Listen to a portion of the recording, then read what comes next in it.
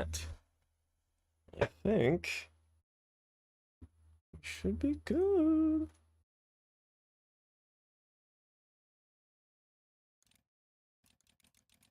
Okay, so you hear that? That's good. All right, I think I suppose I should take this call. I suppose I should. So that last whole recording was super fantastic. First, no mic because instead of a nice green button, I saw a red button. So I'm an idiot. And then the game just wasn't playing its noise. We have, let's put that back. There we go. And right there. Gotta focus on my job. So now I'm gonna take this call. You're through to Forrest Nash on 189.16, The Scream. Hey, wonderful show tonight, Forrest. Thank you so much. Thank Appreciate you. it. That's really wonderful of you to say. What's your name, caller? You can call me Dawn. Could you play my tune, Forrest? Your tune. It's R. Long Chup. Ride Home. That old song. Sure. Chup. We got it. I think I played it the other day. Thanks. It'll be good to hear it again. All right, folks. Cool. Coming up is that old classic. David Forrest, Scopo. I don't think you're gonna find that song. What do you mean? I played it a few nights ago. I know, but The we Hang-Ups. don't have it anymore. What are you talking about? I threw it away. You threw it in the trash? No, I threw it out the window earlier. Whoa. Whoa. Well, that's pretty smart. And why did you throw it out the window earlier today? Brad was annoying me all afternoon.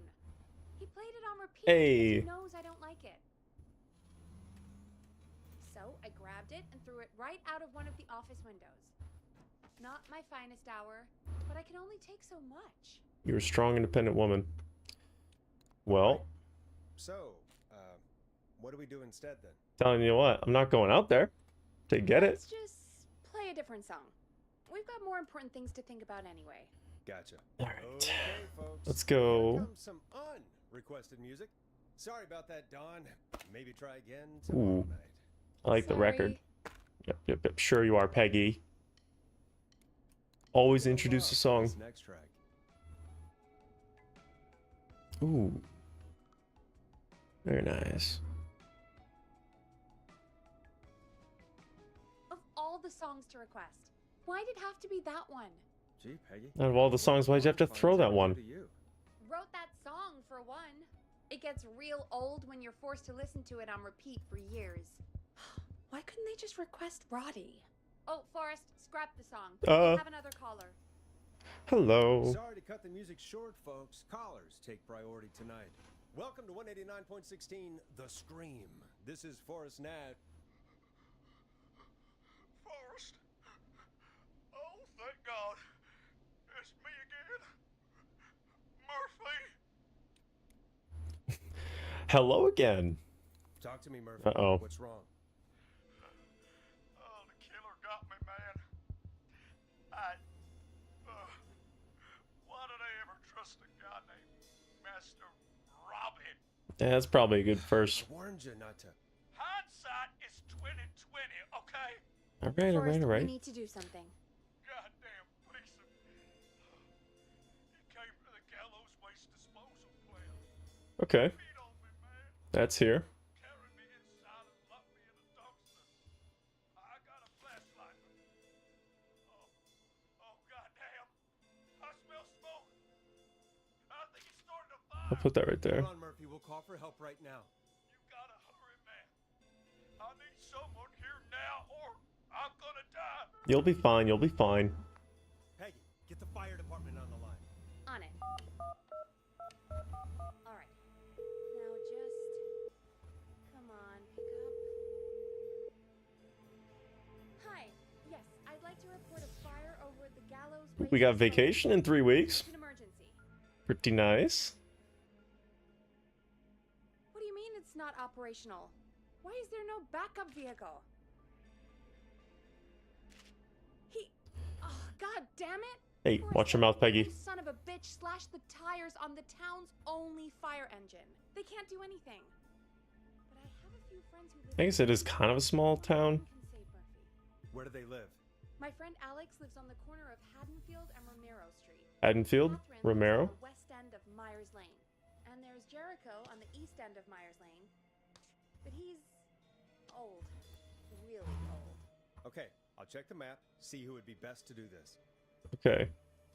Alex lives on the corner of Haddonfield, right next to Romero. Catherine lives at the west end of Myers Lane. So I'm gonna say it's this house. And then... Wait, what? Why are these not in order? Alright, and Old Man Jericho lives at the east end of Myers Lane. So... He's probably here? So, do a little metagaming here.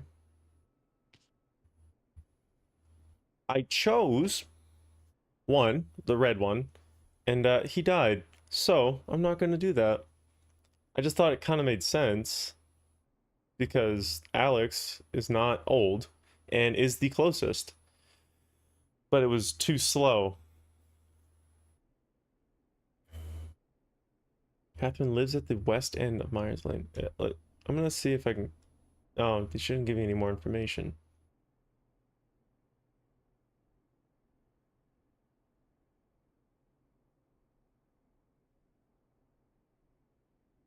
Maybe...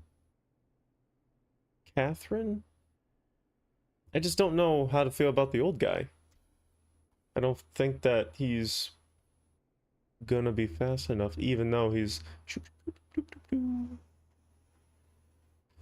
So I know it's not you. You're done. Also, I'm gonna organize these. There we go. So it's either Catherine or Old Man Jericho. One is not 150 years old and lives at the west end of Myers Lane, and one is 150 years old and lives on the east end. And I do have those right. North, east, south, west. So I'm not that stupid. I think everything in this game is fairly appropriate with its choices. All right, Forrest, who should I call? Who can help Murphy? So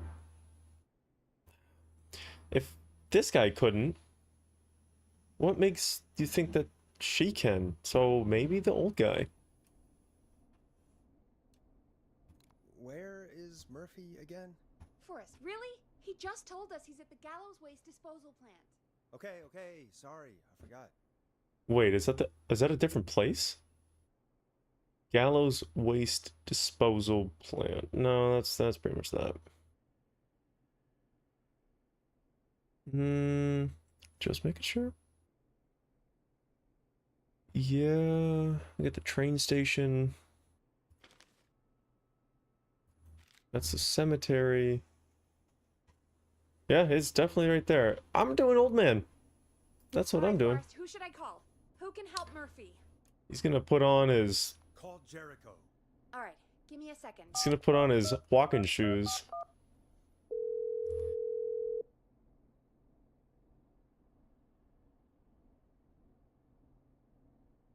Hello? They're on the way. They'll call from the plant. You can direct them from there. Well, let's hope they get there in time.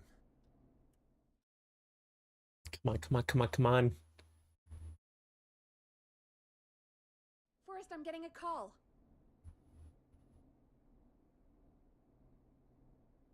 Are you sure you can? No, oh my gosh. What's happening, Peggy? Old Man Jericho wasn't fast enough. I don't know why I even mentioned him. But I did. The plant burned down. It collapsed. So it was the farthest person away? Poor Fernando is gonna be crushed. That is, I don't know. I am not a huge fan of that. Usually they're pretty smart in how they give you choices and stuff. His father died. But that was just stupid. He's just trying to protect the town. That's actually pretty nice, Forrest. Because Alex had a straight shot north and just should have just been there. But Catherine had to do like this little whip around. For you and Ugh. Fernando. Peggy, it's going to be alright. Forrest, we have another caller. Let's not waste time. Waste not, want not. Let's go. All right, folks. Another of our good citizens is on the line. Let's see what they have to say. Welcome to 189.16 The Scream. With me, your host, Forrest Nash. Forrest Nash, 3-pointer. Teddy Gallows Okay. Jr. here.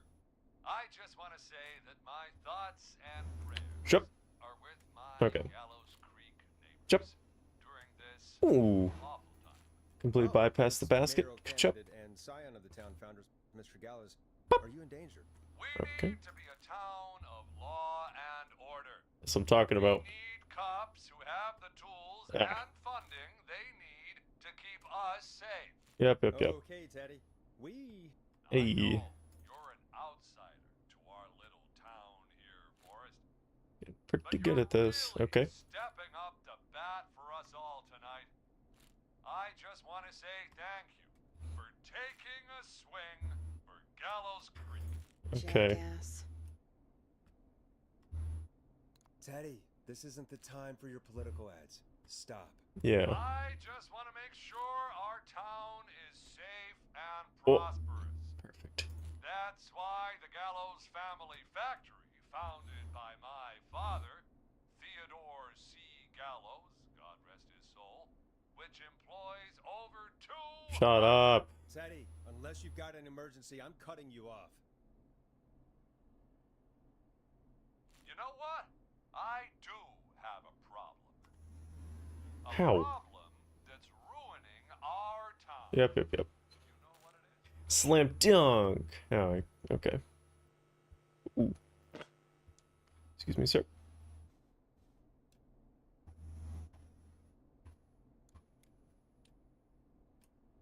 Emergency, not a problem.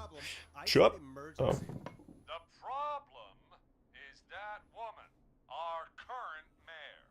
Get 2 Linda cups. Cartwright. Yeah. Oh, here we go. She just isn't one of us.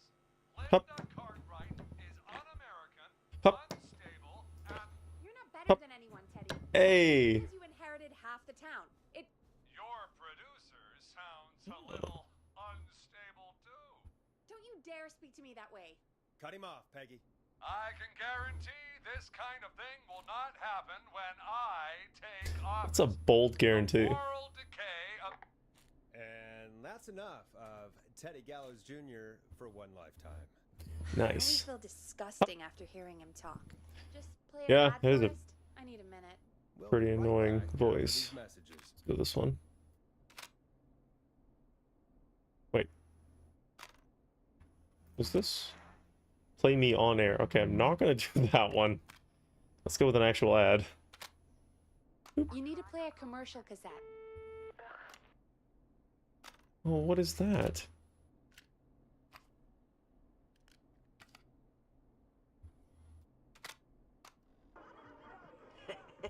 Great party, man.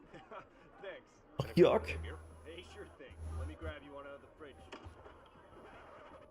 Oh no, we're out of beer. What am I gonna do? The party is going to be over. Fear not. A Grilling Spree will give you a free 6-pack of beer if Gallows High wins this Tuesday. Say what? That's right. Order a meal deal from us and you'll get a free 6-pack of beer if Gallows High wins. Free 6-pack? That's friggin' gnarly. 6 beers if Gallows High wins. Sounds like you've already had enough beers. I hope we murder them. Me too, Billy. Me too. Come on down to Grilling Spree or call 555-749-8335. We've got barbecue you'll die for. That was very good. Yeah. Hey, Forrest. Do you know what the Grill Reaper's favorite grilling spree order is? I have a feeling you're going to tell me. Spare ribs. Spare ribs.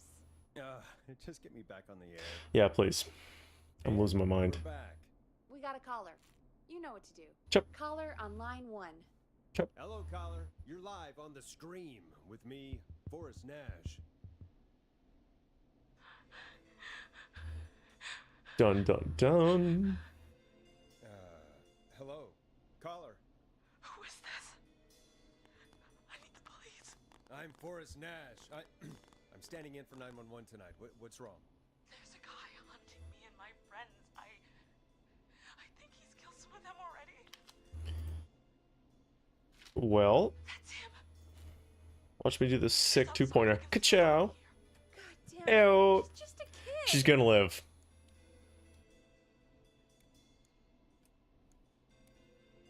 Is there a way out? Can you run? Can you run? Oh Just my god, oh my book god. it. Stay with me, kid. Focus. Uh, I can't do this. baller. Okay. Yes, you can. It's weird. Focus. Just Tell me. it's not always the same strength. Sweetie, you can do it. What's your name? All right, Carrie. Prom didn't go so well for you. Ayo. Carrie, listen to me. We're gonna get you Ayo. out of there. All right? Nice. Now, where are you? The old murder house. Upstairs. You're just asking for it. At the end of a hall. There's a bathroom, a couple bedrooms, a closet. Oh, he's coming. Where should I go? Closet. Go to the closet. Okay, I'll...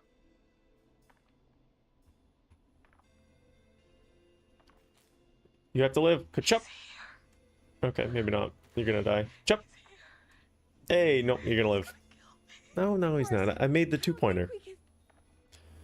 Run.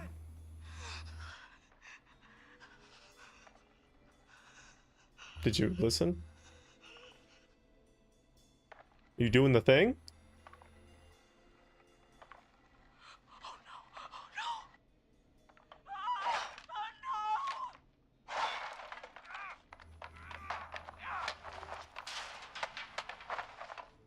Getting thrashed. Forrest!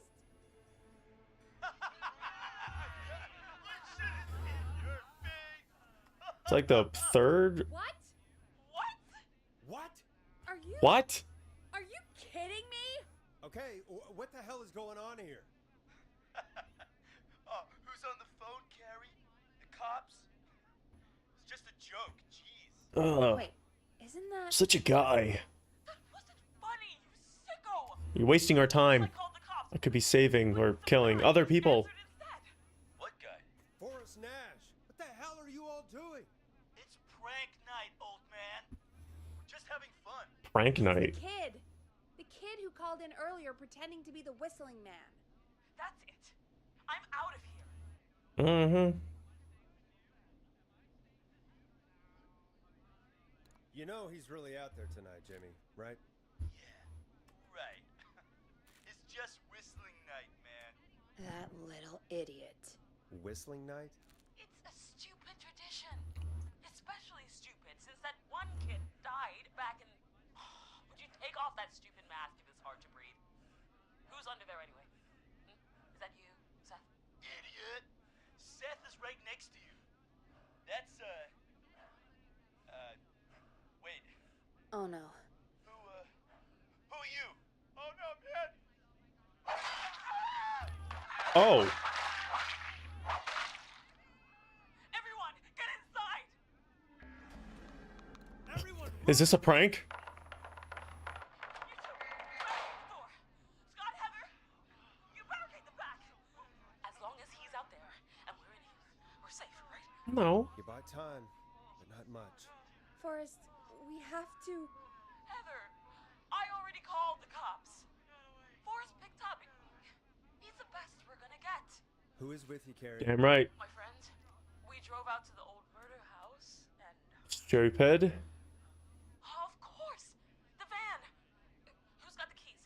Jimmy had them. It really did sound very brutal. They sound like they're just filled with jelly. Oh. So Jimmy's dead with the keys, of course.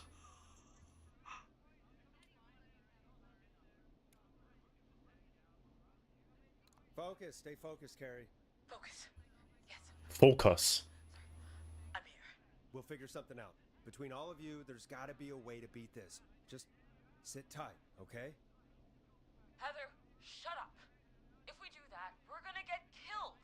If only Jeannie were here. Jeannie?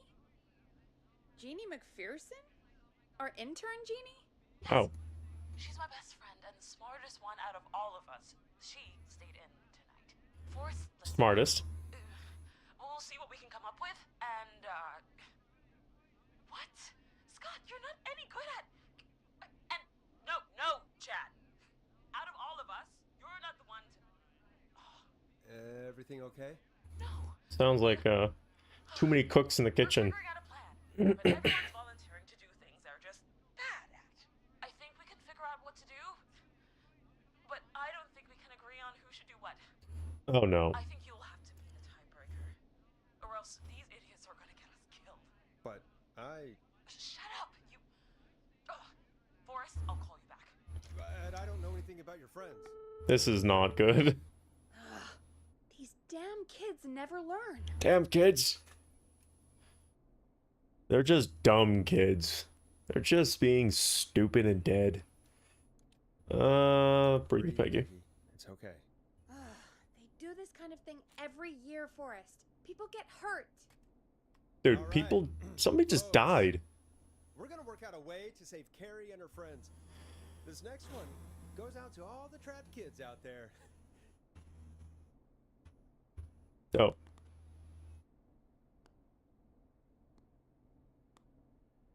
These are all terrible.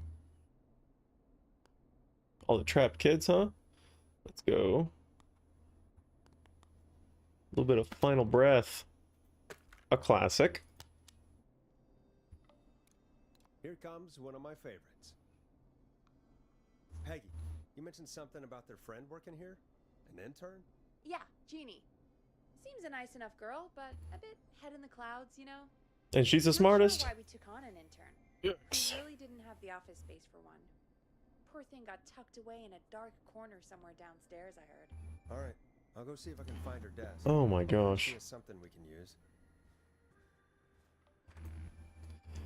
It's always me going out, Peggy. Said her desk is downstairs.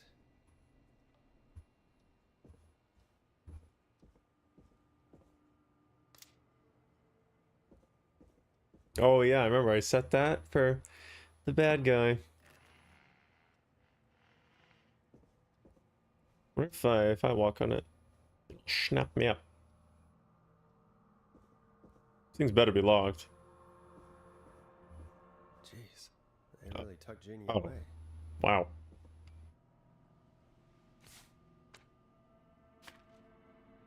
Rock on, Gallows Live.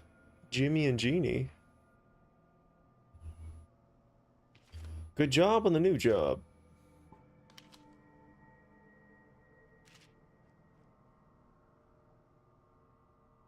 Okay. Attention staff, please stop putting stickers on the office furniture. You're lowering the resale value of everything. I mean, it's cozy enough. What's this? Gotta bring the important stuff. So...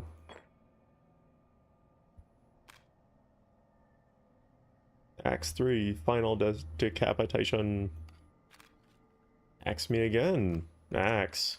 Oh, 1, 2, and 3. Nice. So... Bill was here. Good to know. I don't know what I'm doing. Chop.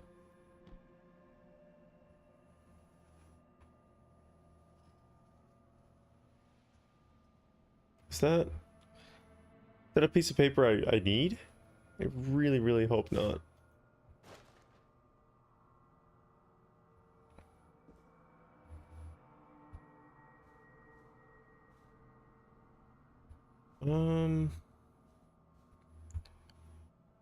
Text panels enabled. Check Dean's desk for something that might help save the teens. I didn't see anything.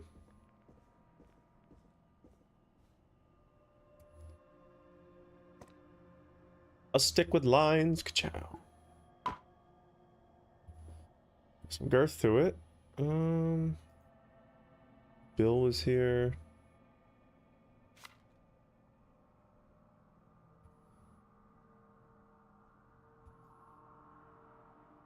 Property of Genie.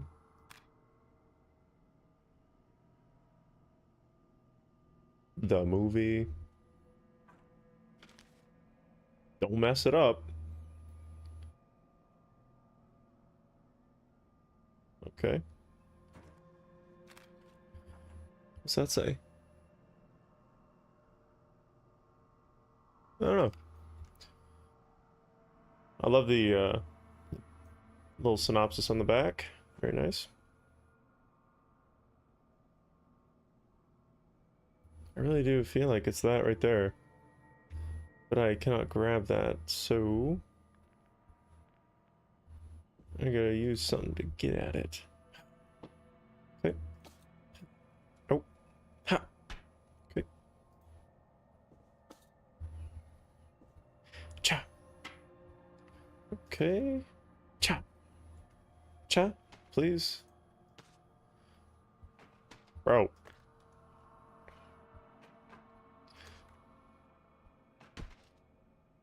No. What was that? I can't look underneath anything. Is it that paper? I feel like it is. Okay, so this, not good. This?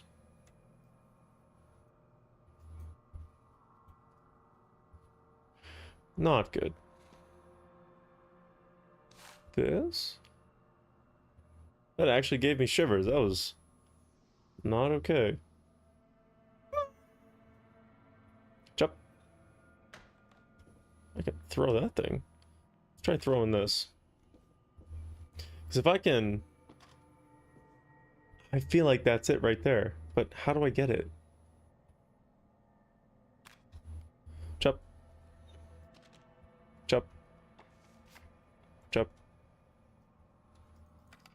Jump. Alright, looks like I'm calling Peggy. She gives me more hints. Yeah, I don't know what to do, Spark. Not going out. Careful of the mousetrap.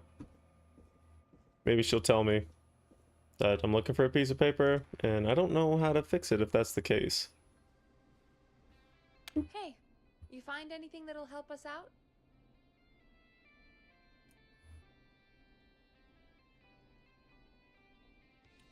What are we trying to do again? Carrie's friend Jeannie interns here. Go find her desk and see if there's anything that will help. Help with...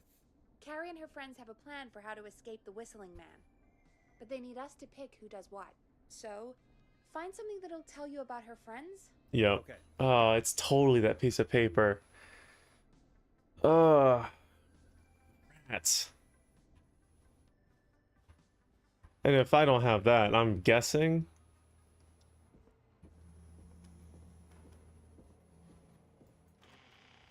Oh, man.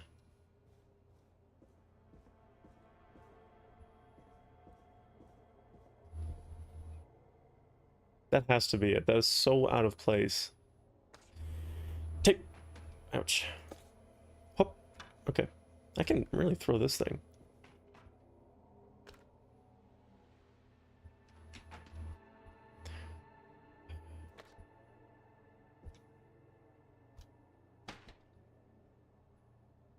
Yeah, I don't think they'd hide it like here or anything like that.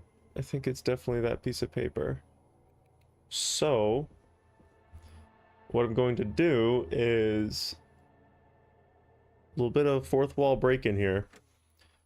But I'm going to look up what that is. Because I'm not trying to have people killed. So,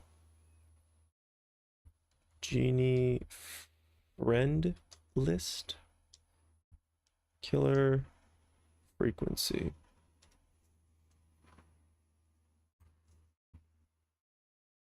That is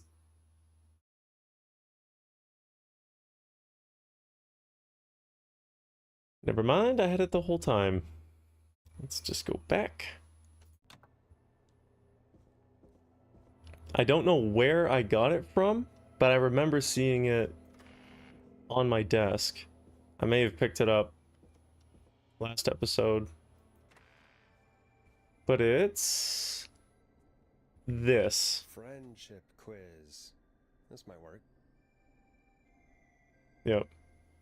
Welcome back. You find anything this time? Yeah. I don't know. Friendship quiz with all these kids on it. If you think that'll help, then good enough. What do you mean? Harry's on line 1. Whenever you're ready. So probably what I did was I collected everything that I thought would be evidence downstairs and just brought it upstairs. When you're ready, shut the music off. I knew that. This is Forrest Nash, back again with an unlucky caller on this unlucky night. Carrie, are you there? Yes, we've got a plan, but we can't agree on who should do what.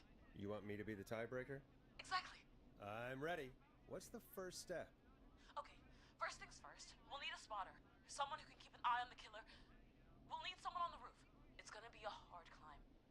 We're deciding between Heather, Kyle, and Hot David. So Heather's most likely to peak Mount Everest. Heather's got this. So Heather. Yes, Heather, he picked you. Now please, stop talking about all your cheerleading trophies. Part 2. The Whistling Man padlocked the gate back to the road. Before we drive out of here, we need someone to pick the lock. Seth, Jennifer, and Scott all want to do it.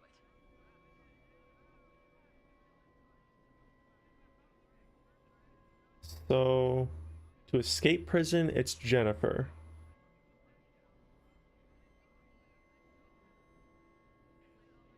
With 2. Jennifer. Jesus, Jennifer, you carry a bump key?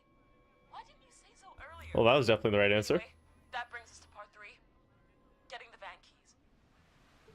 I'll volunteer for this. I don't know Jimmy as well as you guys, so it'll probably be easier that way. Then it's part 4.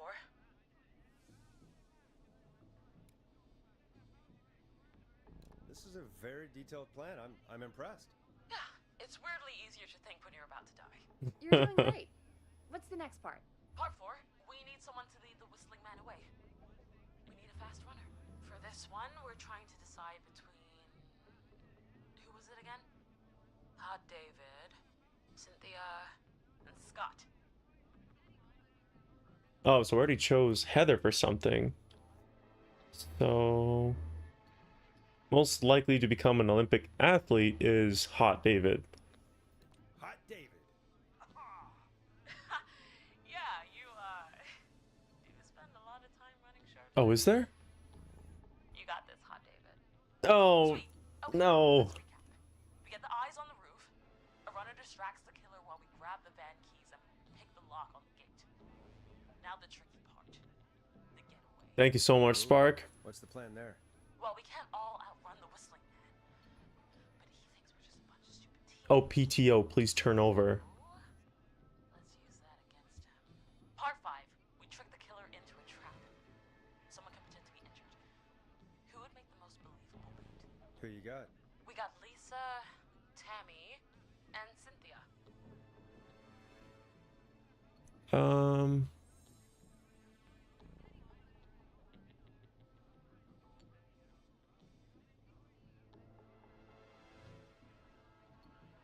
So this is who to use as bait. Most likely to win an Oscar means they're good at acting. So that would be Tammy or Lisa. So let's see if Tammy or Lisa are good at anything else.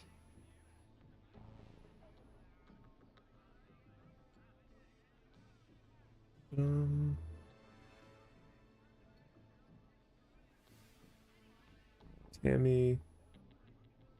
No, they're all Tammy. So they're all kind of the same. Who should be acting to lure the killer in?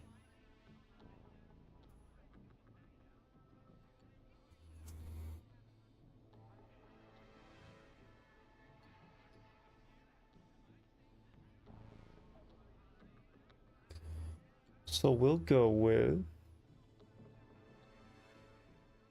Lisa.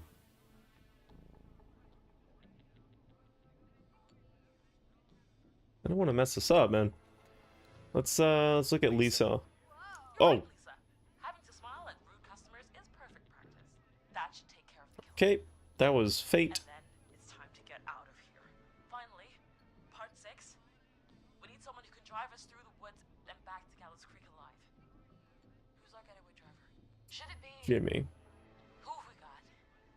Chad, Scott, Cynthia, whatever. Forrest, you know what to do. Oh no, Jimmy's dead.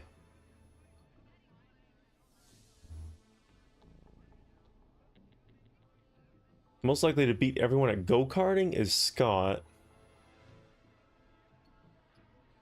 Most likely to end up in a car crash is Scott. So we're not choosing Scott. So Chad and Cynthia.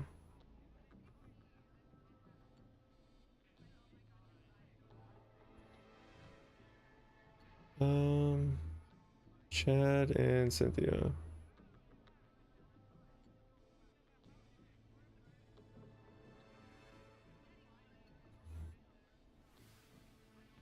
This is terrible.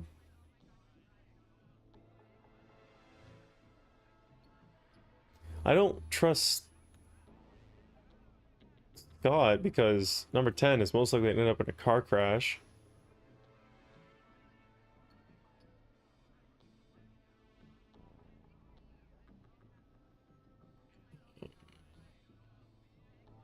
I guess I'll go Cynthia.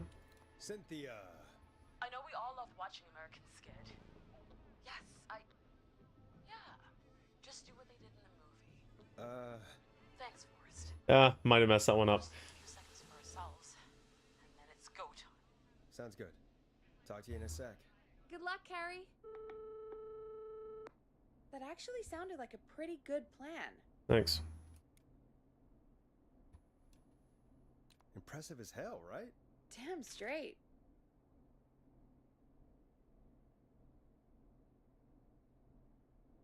Okay.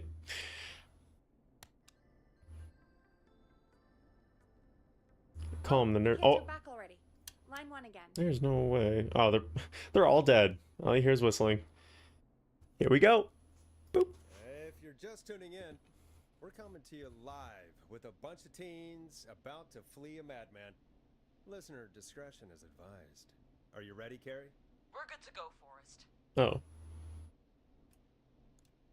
Good luck. And Godspeed. You got this. Here we go, everyone. Spotter, to the roof. Go, Heather. She's off and away. All right, Renner. Get ready. Wait for the spotter's signal. Spotter says go.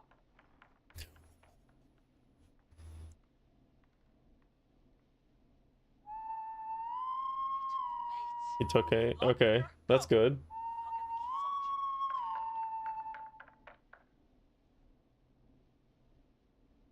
I'll get the keys off Jimmy. Oh, Jimmy. Jimmy's dead. He's super. His face is...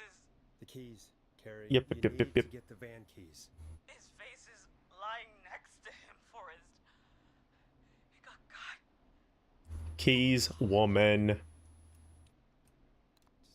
Focus. His face? Breathe. I need more details. Right. The van keys.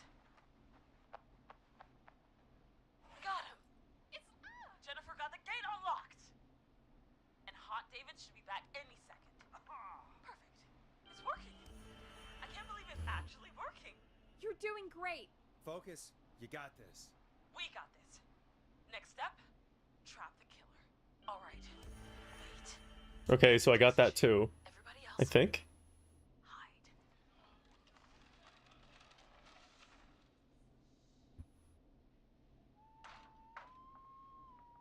Okay, performer. Now, act like your life depends on it. Oh. There he is. He's buying it.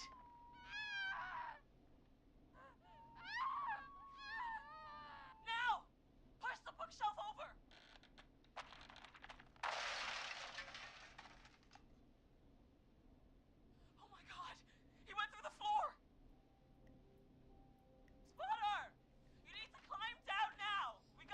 What? She's coming down. And yes! Heather! Quick, everyone to the van. Okay. Lisa? Take the keys. Did I choose Lisa? Or The damn gate swung shut.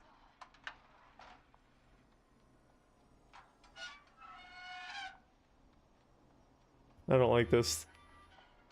Huh? What? It won't stay open. I'll hold it. You drive through.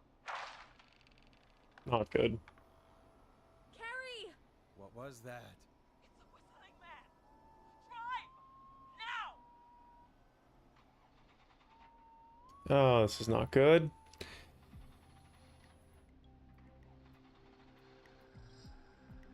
Okay. What was that?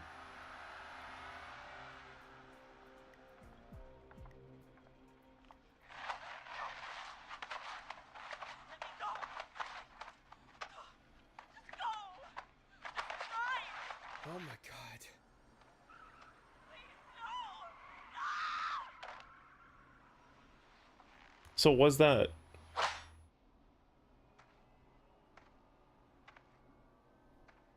Carrie?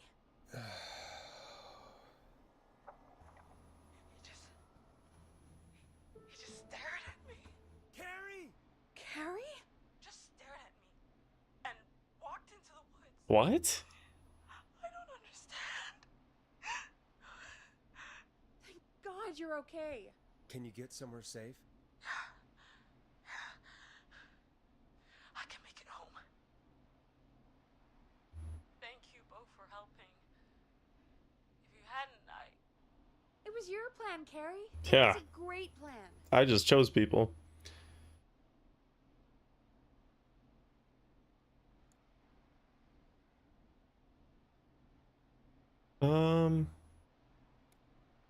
It was all you. Really all you, Carrie. Still, I need to get home. Breathe, Carrie. You're okay now. I'll call you when I'm somewhere safe.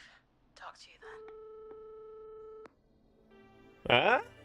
I did it? Folks, that was a lot. Where's my So, achievement? thoughts go out to the parents whose kids won't make it home tonight. For any kids listening in, please stay inside and stay safe. And parents, hug your kids extra tight tonight. Here's a song for the girl walking home in the dark.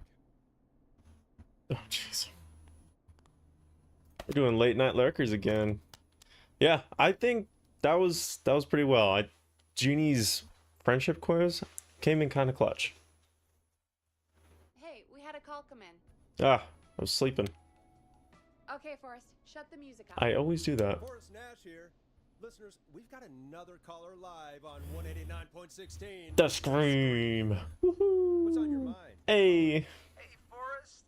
I just wanted to phone in and say that I think I speak for everyone when I say that you're providing a real service for Gallows Creek tonight. It's cool what you're doing, man. Well, I'm just doing my job, friend. Anyway, tell me about yourself. What's your name? Are you keeping safe tonight? Yeah, man, I'm good, thanks. I'm at my roller rink, trying to get everything ready for the Harvest Festival tomorrow. Roller rink. I had a guy from Starling Security here earlier installing the Starling 4000 system. Roller I'm Rickies. a little behind. As for my name, my friends call me Roller Ricky. Yep. And I now consider you a friend, my man. This guy's chill. We're friends now, huh? Well, that's kind of you to say. Thanks. Yeah, man. Sounds like roller skating is more than just a job to you. So is this vocational? I wasn't always Roller Ricky. Once upon a time, believe it or not, I used to go by just Ricky. Boring. Yeah. Back then, things were pretty rough. I used to roll with a bad crowd. Roller Ricky. There was one guy. Anyway, some bad stuff went down. I harbored a lot of guilt for a long time. I turned to the bottle. I didn't really talk about it or even know how to talk. It's just how it was. That bottle took the best years of my life. Or so I thought. It's never too late, Roller Ricky. How did you turn things around? I joined a support group. Hmm. I opened up about my Good for problems. Ricky. Sharing that burden just took so much weight off. It's a long story from there, but I found roller disco. I learned how to have fun again, cutting loose and making shapes. Now whenever I get down, I get down. Ooh. I'm finally free from it all, man. It's important just to talk to somebody. That's the first step. Ain't that right, Max? Oh yeah. Aw, hello, Max. I don't want you to be in danger, man. You seem chill. Welcome to the show, Max. Max is my emotional support dog. Nice. He's a rescue dog, but I always say he's the one that rescued me. Oh, that's so Best typical. dog a guy could ask for. Nice. Of course, the first thing I did was teach him how to skate. He's better than me now, a real pro. What? Max can skate. Yeah, man. At first they said it couldn't be done, and then they said it shouldn't be done. But Maxie loves the rink, man. Is that another train, Maxie? Maxie loves trains, man. He's even got that special how to greet them. Hmm.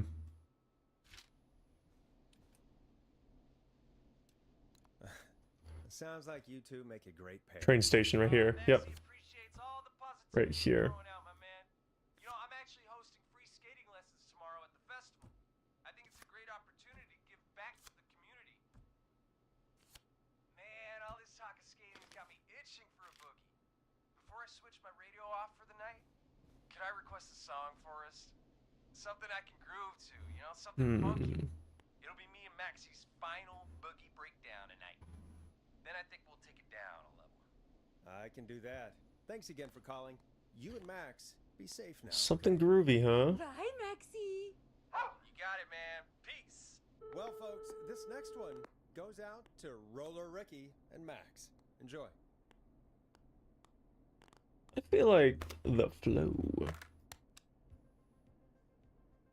I Absolutely. like this next song. I really needed that call, you know, after everything. Yeah, I get that.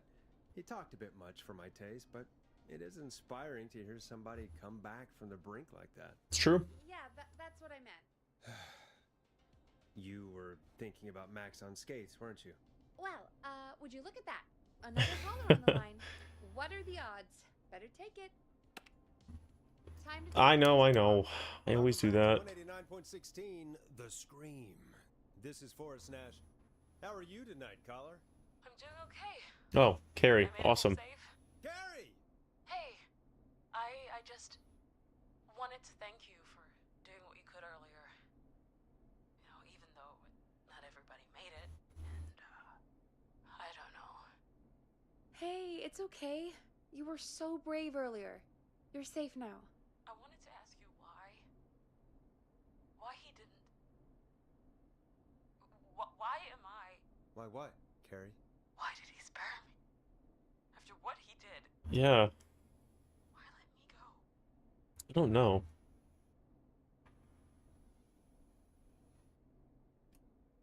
Maybe he didn't kill you because he saw you as a victim. Maybe. But why would that stop him from killing me too? That is very weird. After everything he did to... These stupid hazing nights have to stop. Carrie, you did so well tonight. Stay safe and rest. Help is coming to Gallows Creek. We just need to hold on. Thanks, Peggy. Hey, Forrest?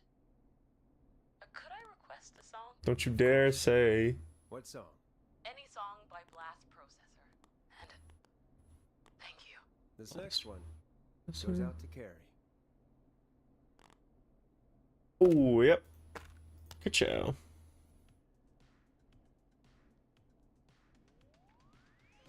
You know, what Carrie Wha- just said Sorry. has really got me thinking. About what? The whistling man left her alone. Why? There must be a reason. When it comes to masked whistling killers, I don't think a reason is a key part of their process. I think no. Well, it's something to consider. Yeah, Peggy's onto something. There's no way he would just I need to not. take a break. If you want to stretch your legs, now's the time. Just hit the Peggy button when you want to get back on air. Sure. I'm gonna go downstairs, make sure that there's no other Sorry, airplane. Whee! I don't know why it goes backwards, but these things happen. I'm gonna look for like records and stuff like that.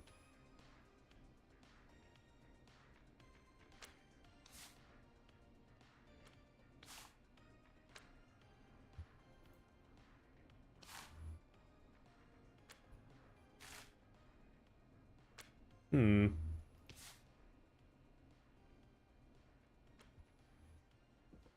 Because the more information I have just in my own little own little heaven, better. Little pen. Cool.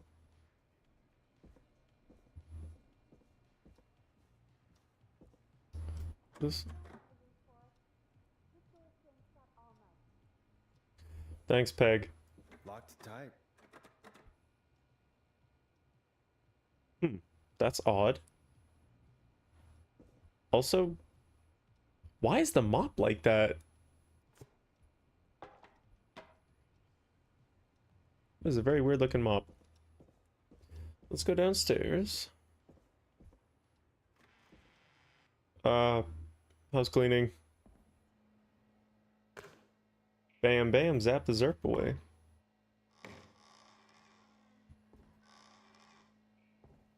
Just gotta check everything.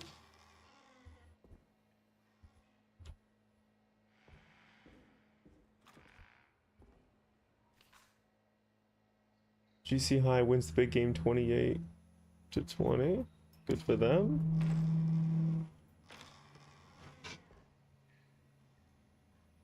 Okay. It's been quite the bowel movement if you're screaming.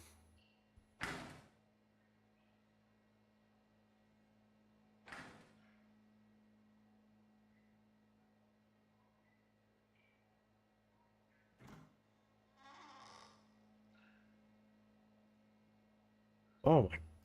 Okay, I'm getting out of here. Way too many noises.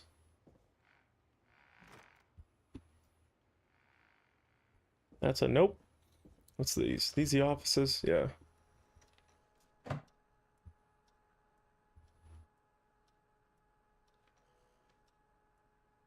What's this? Yeah, this was...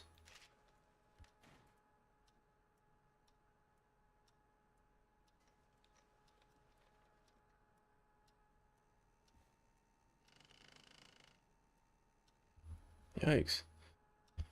Alright, well, let's put that right there. Da-da-da-da.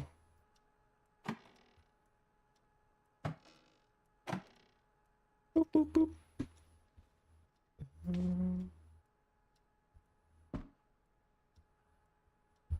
Look for some cool stuff.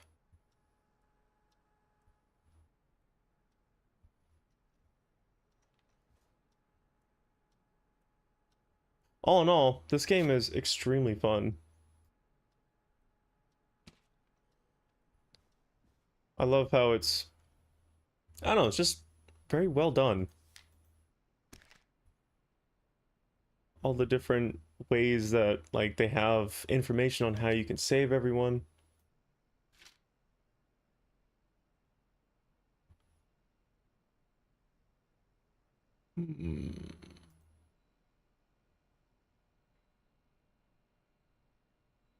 What's this?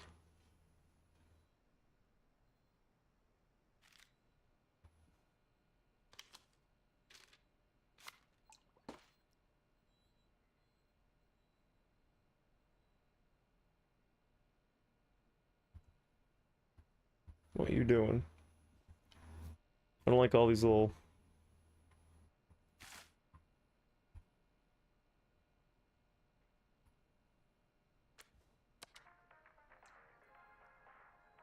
Nice.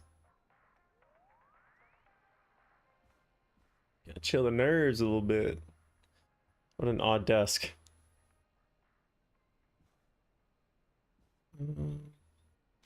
What's this?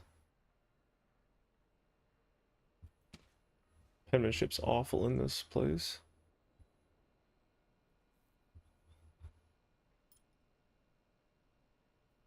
Nice.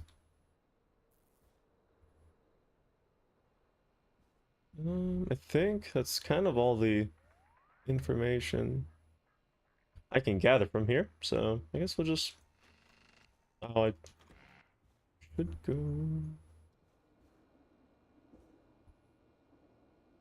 Oh, it's locked. Cool. The second I see that unlocked, I am closing the game. I feel like that's exactly what I did.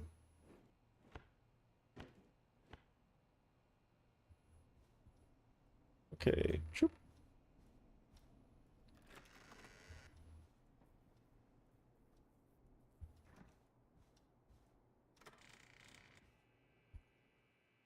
Ooh. All the goods.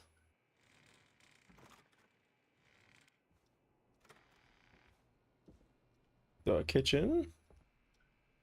Any records chilling out?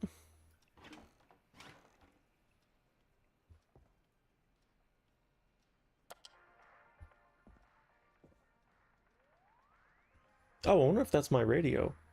Like the song that I'm playing right now.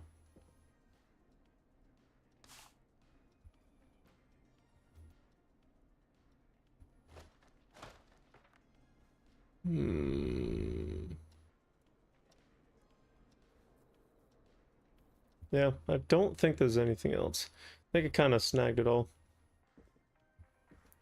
What I am gonna do is... Oh. Rats can't grab it.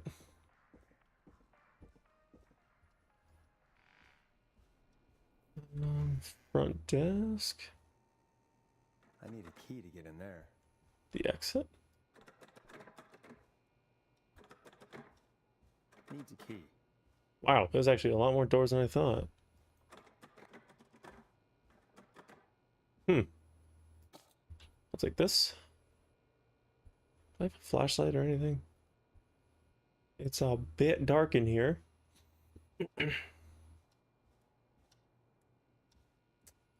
So all of these doors are locked.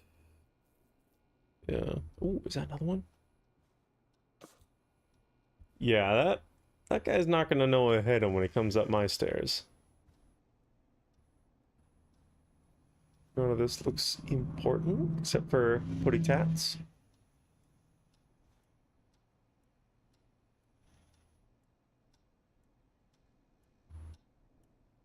I don't know if that's pertinent. Cool. The word, I have that.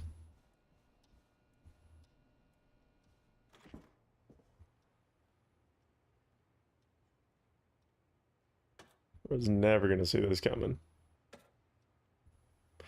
And I am smart, so I don't set it off. But he is not smart and will set it off. We'll set off all three, and he will end his reign of terror.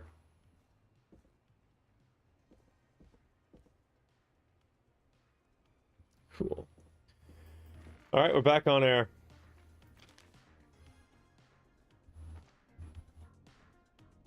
Let's get going, Peggy. Alrighty, we could run another segment or... Scratch that, Forrest. We have a caller. Yeah, we do. Let's go. Okay, Forrest, shut the music off. Peggy. You're through to 189.16, The Scream. What's your emergency? Hello again, Forrest. Oh, that call with the teens was awful. Those poor kids. Still, I'm glad the girl didn't get hurt. Thanks for your concern. Are you in trouble? What's on your mind?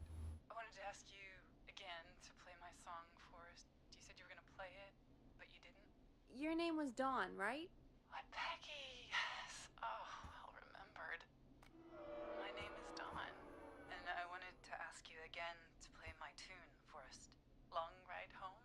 You know, the one that Peggy said she threw outside the window?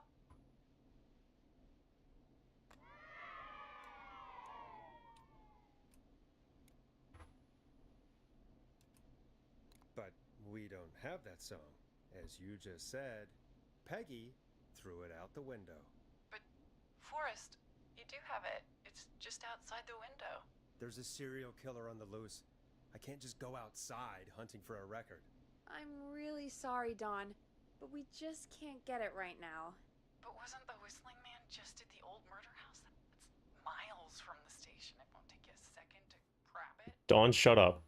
Okay.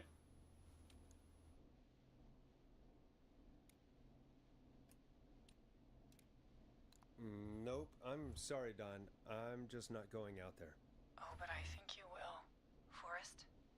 Peggy, I'm calling with more than a request. I know something. I think I know who's gonna be next. What? Are you serious? Play my song, Forrest, and you'll find out. You stupid person. Oh. Well, folks, here's some music for you while I think things over.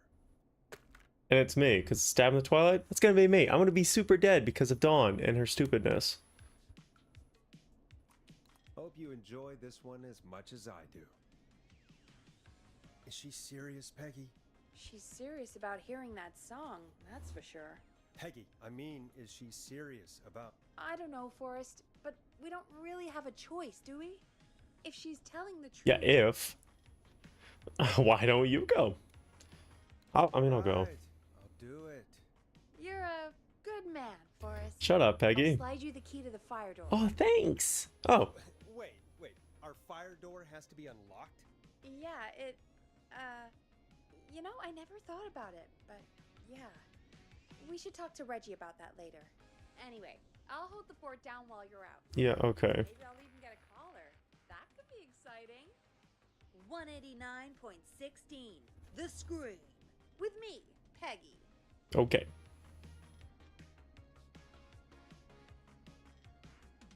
Thanks for absolutely nothing, Peggy. Oh, here's where I die, so it was fun.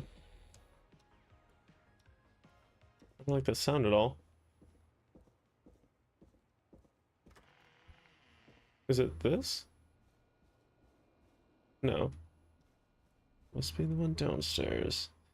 The one that I found earlier and hated.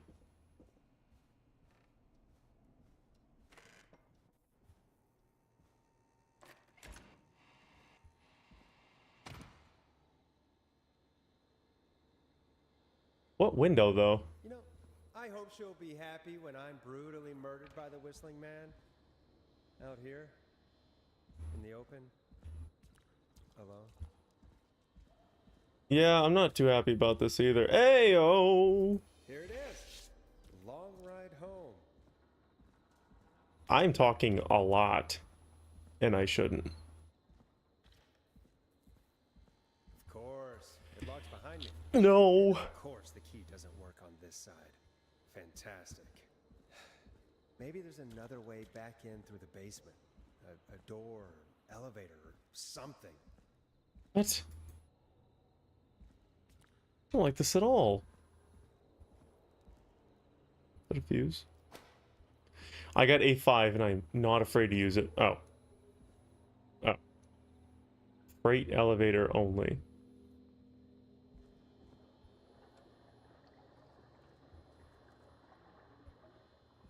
What is this?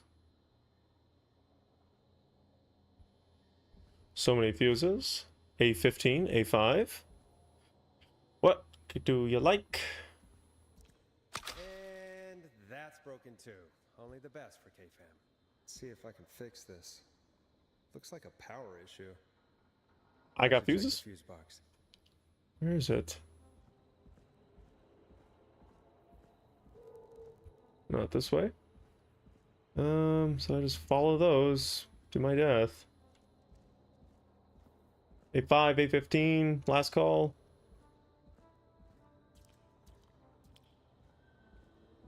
Of course, it's on the complete opposite side. Hello. 70. Looks like I'm gonna have to hunt around for some new fuses. Don't worry. I got. That's not right. Do the fuses add up properly? Oh, I know how to play. I know it's gonna equal 70. But how do I take them out? Oh, let's go right here. Here. Looks like I'm gonna have to hunt around for some new fuses. Is that 8:30? Yeah.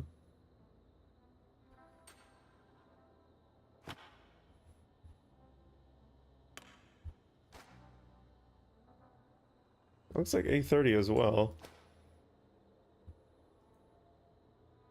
Just throw them.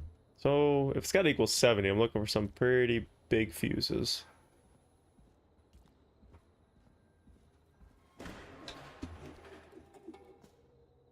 What's up? How you doing? I'm just going over here, grabbing some fuses. Got an Alpha 30. See?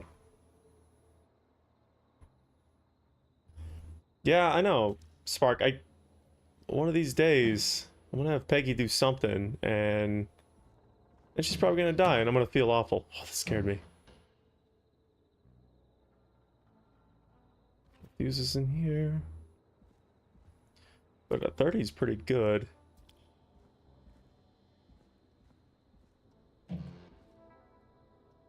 And 70 amp fuse in here or what? Another. I don't really need a. Oh, what is that? 820. That's pretty good. Okay, so if I'm trying to make 70 with 4.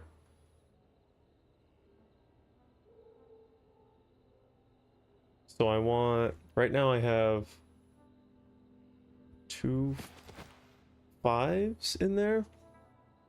So if I do 20, 40, 15, 15, that should work.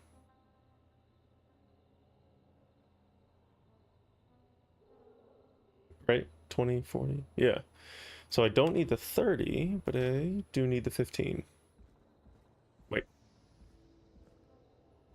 Rats. I need both of them. Let me just slowly walk over to the scary place. Is that 30?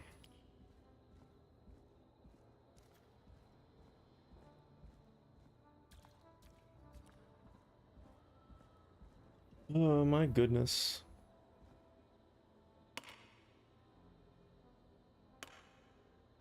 So now I need another 20.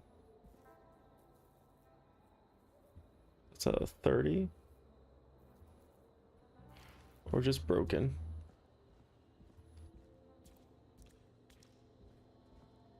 Oh my goodness. What a terrible place.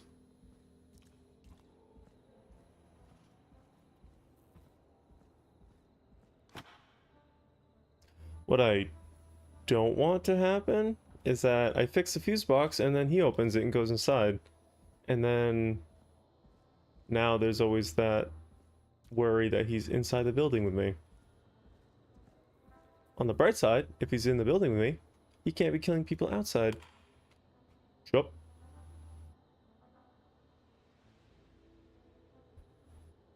Hello? Bingo! Hey!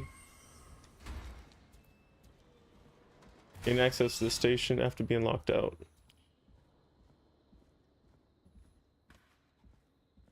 Oh yeah. I could probably survive that fall.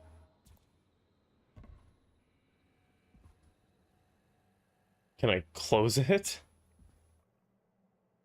Is it just open? Oh, that's terrible.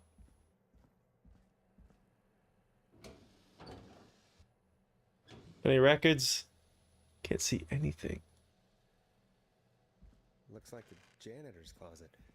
What did Peggy say his name was? Clive? Um,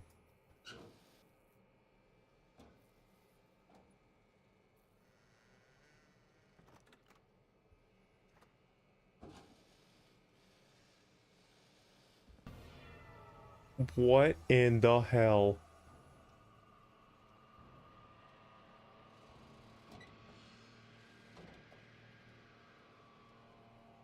What the hell? Peggy is not gonna believe this.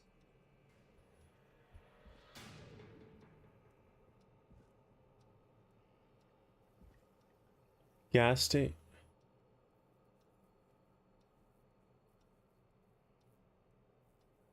1 Chuck Brody, 2 Kim Walker, 3 Rebecca Allen, 4 Ant Williams.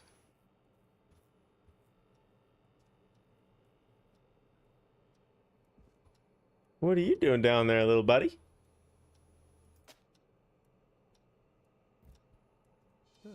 There's a key. Basement. Just Ah, like that. Might be important. yep. This is odd.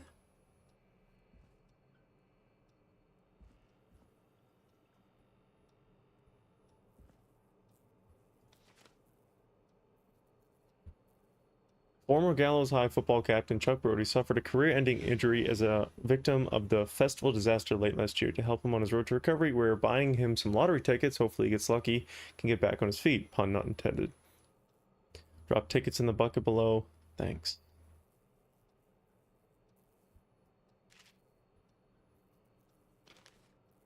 We're gonna go like this. The 2-year investigation into the festival accident has concluded. Investigators blame 2 engineers that were contracted from the local power station. Lead engineer Ant Williams and junior engineer Sean Everett were distracted talking about horror movies while assembling the big wheel, which led to various construction mistakes.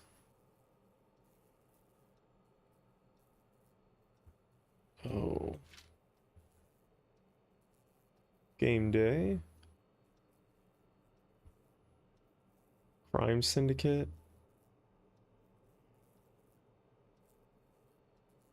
Marriage announcement.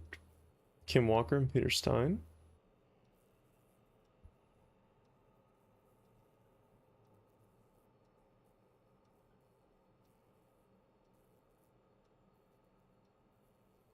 What is this?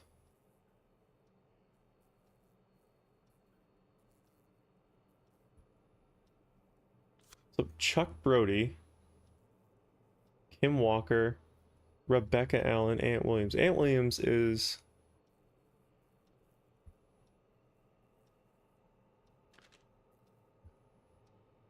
I feel like I want to like take this stuff.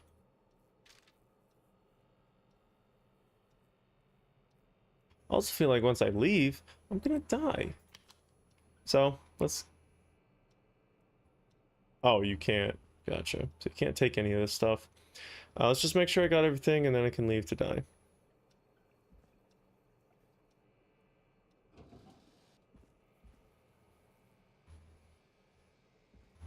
That is such a terrible thing.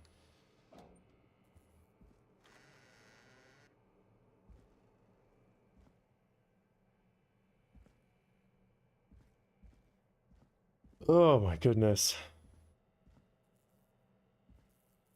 What's this? I'm gonna stop stepping all over it. Ah! Oh, that's cheap. I wonder how the show's going.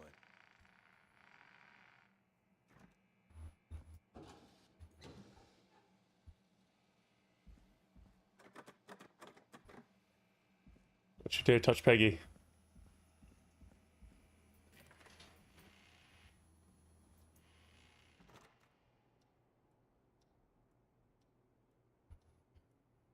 I got a key though. For now.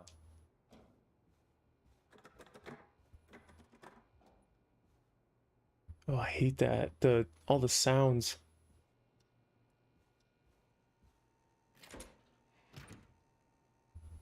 So I can do that one. Hey yo, anyone in it?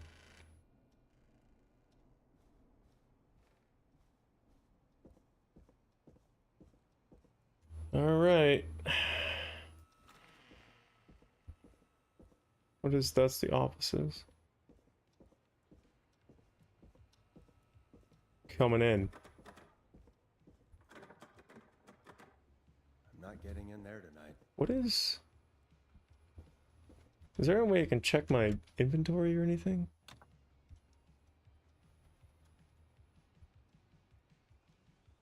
Yes, I'm just clicking all the buttons. Okay. Isn't that such a good song, folks? And now for Jesus, Forrest, you've been gone for ages. Yeah, it's not tough. Something had happened. I mean, Something not did easy, is it? Clive the janitor might be Clive the murderer. Okay, dude. What?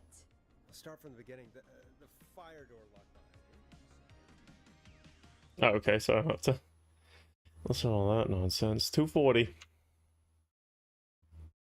Why did you heave that thing all the way up here? Because the basement's creepy as hell, and I don't like standing around down there. Fair. All right, let's Wait. run through this again. We have a creepy board you found in a creepy basement. What? Made by our creepy janitor, who you think is the creepy whistling man. Oh, Yep. more On the board evidence. are the names Chuck Brody, Kim Walker, Rebecca Allen, and Aunt Williams. Correct. And you think one of these people will be the whistling man's, Clive's, next target. That's right. And we've got to find them. You said there are 4 locations listed there too? Yeah. The hospital, the power station, the gas station, and the trailer park. Clive must think the target is at one of those locations. Forrest, you're gonna have to figure out if any of the potential targets are at one of these locations tonight. Hit the button if you need any help. Okay. Also, is the audio good on like the game? Can you hear it okay? I don't know if I need to turn it up a little bit. Okay. Can I take these? Nope. Rats.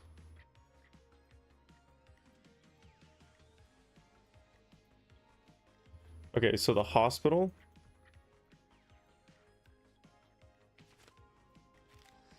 So Kim Walker, flew for thought. Local doctor Kay Walker recommends. Game up a little bit. Okay. We gotta do this.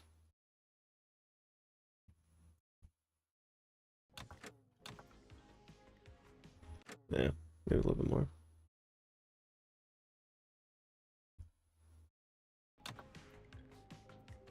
Is that a little bit better?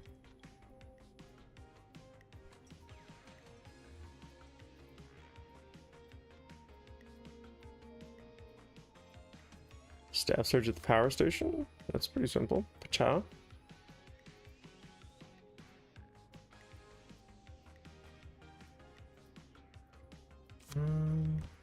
Guess trailer park and Rebecca Allen at the gas station? Or Chuck Brody? Yeah, they said there was a... Oh, wait.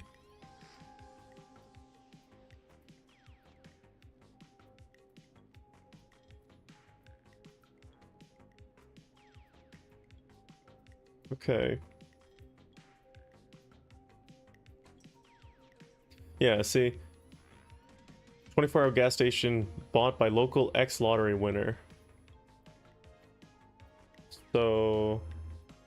the gas station is the one...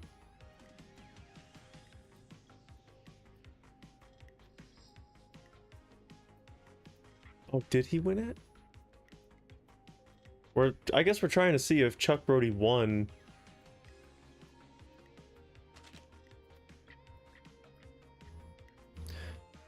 Christine's gas repair has been sold to a man who won the lottery 14 years ago. The new owner claims it will keep me busy on an evening. He has asked to remain anonymous. You stupid.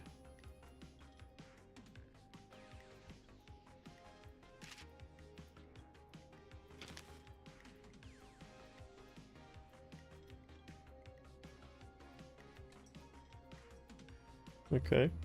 That doesn't help me at all.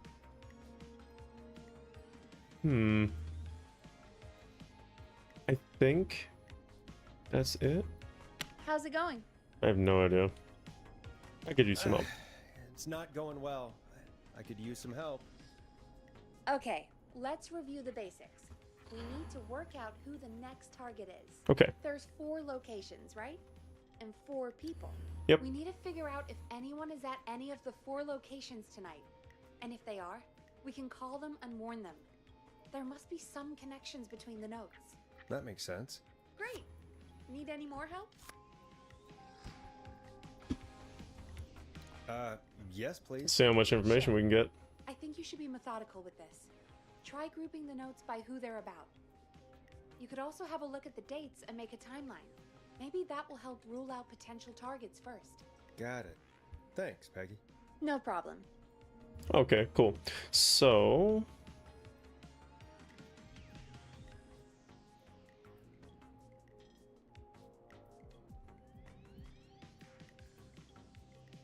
$1987. You care about health and safety? Good, then come on down to our yearly convention. It's Kim Walker.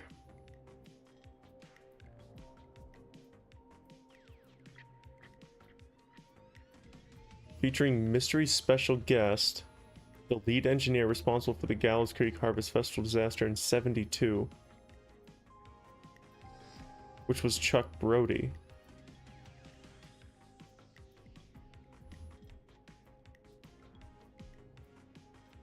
March 22nd.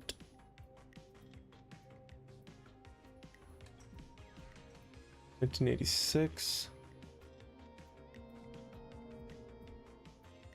This is gonna take me a while. A little bit.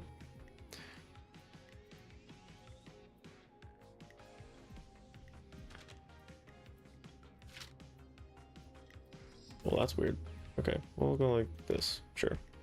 We'll let them fight over who wants to be on top. So Chuck Brody. Chuck Brody was this guy. Or some important guy that does sports. Oh, that's totally him. Athletics club. So he went to the fair or something, and it looks like the wheel fell on him, ending his career. The engineer who did that and made it not good was Ant Williams.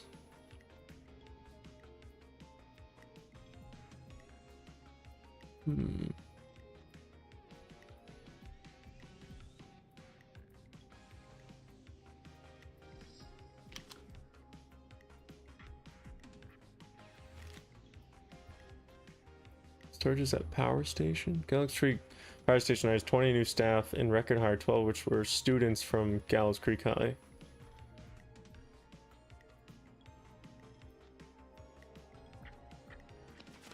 Oh. Beep Beep Lookout Tragedy. What a terrible name. May 12th? Nice. Tragedy struck Gallows Creek yesterday afternoon after a bus failed to stop and crashed into a fuel tanker. The deceased have been identified as Gallows Creek's local. Okay. Mr. D. Rudd, Mr. M. Houghton, Mr. P. Stein, Mrs. K. Stein, Mrs. J. Mildred. Police have asked for privacy for the families of the victims. The incident is not being treated as suspicious. That's May 12th. 77.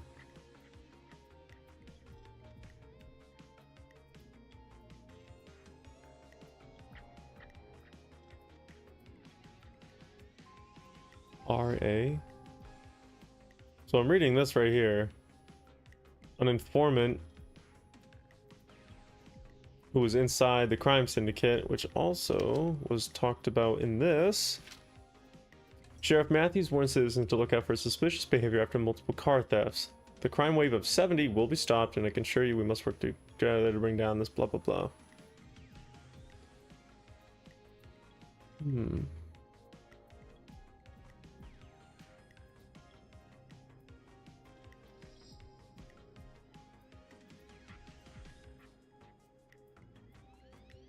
Oh, the car thief. I'm sick of being a local celebrity. People are so mean to me. I only stole a few cars. Who cares? Buy a new one. I'm selling my trailer and leaving town ASAP. I just want to get out of here. Please buy it. Okay, so whoever's at the trailer park, or yeah, whoever's at the trailer park. That was last year. This was up for sale.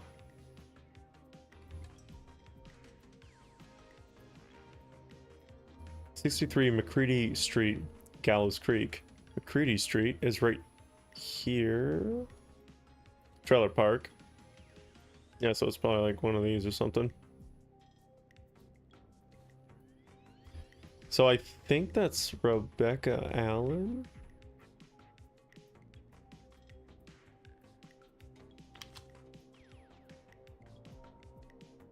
Yep. She stole our cars and then she stole our time and money. So Rebecca Allen is the car thief. And she's at that trailer park.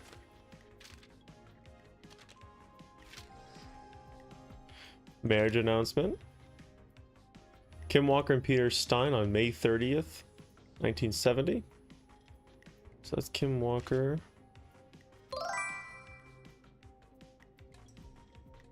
First time chat. Best viewers on... You're gonna send me a random link? I got one awesome viewer, that's it. I'm just gonna delete that. Is there a way I can delete that?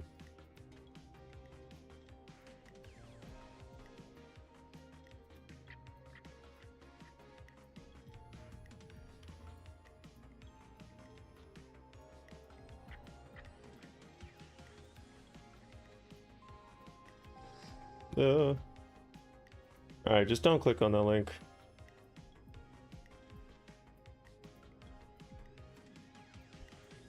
Please.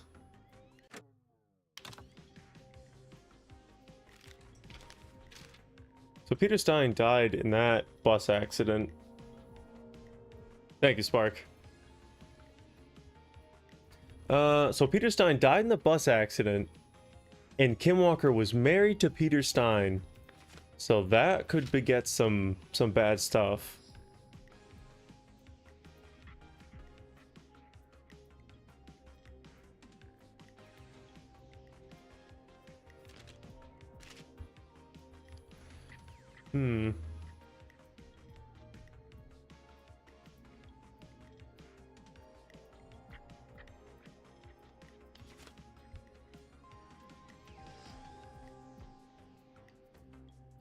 Quiet Ridge Health and Safety Convention. If you care about your health and safety, good. Then come on down to the yearly convention. Get started in a career in health and safety advising. Learn about health and safety in the workplace. The lead engineer responsible for the Harvest Festival is after in 72. They say you learn from your mistakes. Well, I turned mine into a career. Good for you, kid. So that's him.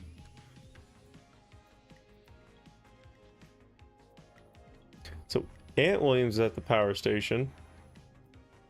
Or must be. So we'll kind of go like, oh, rats. Okay, I think. How's it going? Almost got it. I'm okay, thanks. I think I've almost got it. Good luck. How's it going? Useless. I'm ready, I guess. Peggy? Are you sure? We've only got one shot at this. I'm sure. Let's do this. Okay, name first. Who do you think the target is? Oh.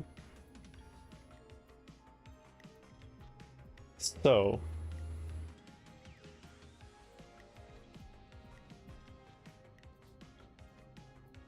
Kim Walker's husband died in a bus accident.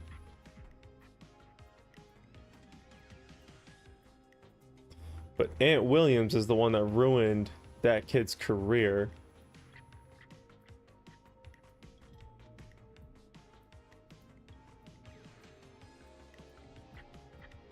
I don't think it's Kim Walker.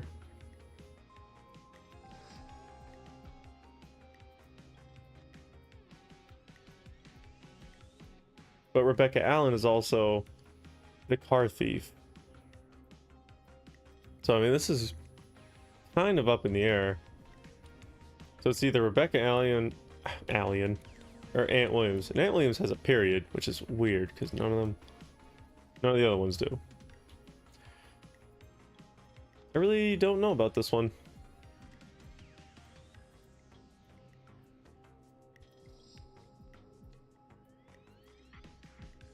Oh, Rebecca Allen Car Club.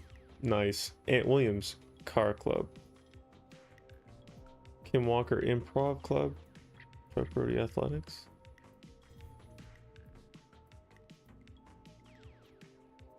Let me see about this one.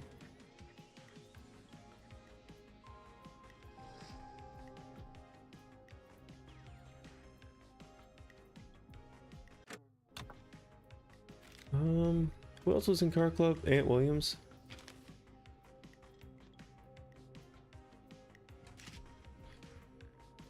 So I'm gonna say Aunt Williams. Aunt Williams. And where will I find them?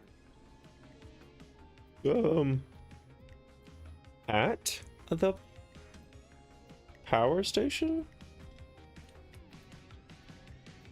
The power station. Okay, I'm dialing. One moment. Maybe.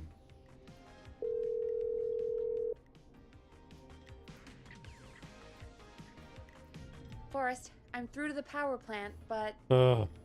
they Rats. say there isn't anyone by that name there. What? Then who? Jesus! It sounds like something blew up. He's using bombs now? Oh my god. The call board. One moment. What?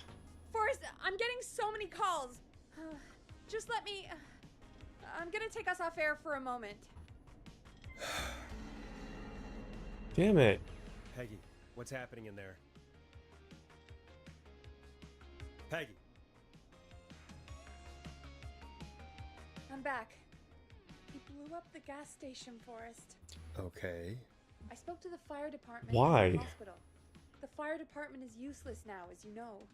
And, the hospital's only ambulance was at the gas station. Forrest, you've got to say something on the radio. Why am I so bad You at this have to tell game? the town. I'm putting us back on air. Now. Oh, there's Gallows so Creek. many. I don't know how to tell you this, but the gas station's been bombed. Please, everyone, stay safe, stay inside. But why? And, just bring us into some music, Forrest. See, there's nothing that like. Here's some music while we Ugh. regroup here on KFAM 189.16, The Stream. It's not even like. There was nothing like saying. Like why it would be the gas station. Like, did he do anything wrong? Or was it just There's numbers? gotta be more in the basement to show us who Clive is targeting. And if that's the case, we can get ahead of him. Stop the killings before What? they can happen. Forrest, we need to go back down. We? By we, you mean me? Yeah. Right? Yep. Like I said, I need to handle all these calls. Maybe start with that creepy mannequin room you mentioned before. I still have a lot of questions about those, by the way. Me too. Fantastic. Yeah, I don't understand how the gas station. Where is the gas station?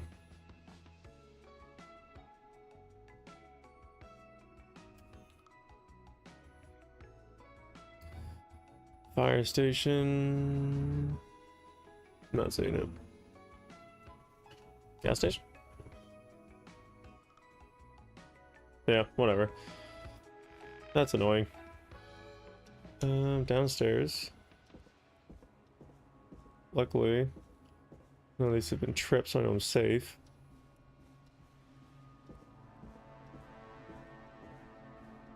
I was safe. Ugh.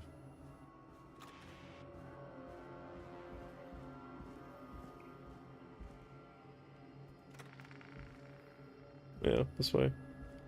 Oh, you gonna knock over the cans again, you stupid?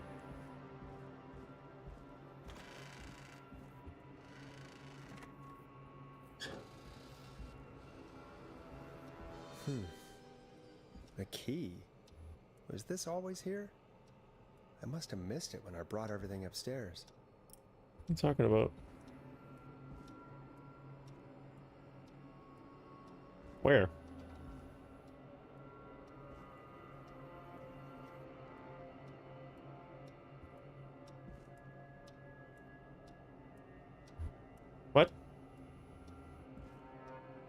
Did I get a key?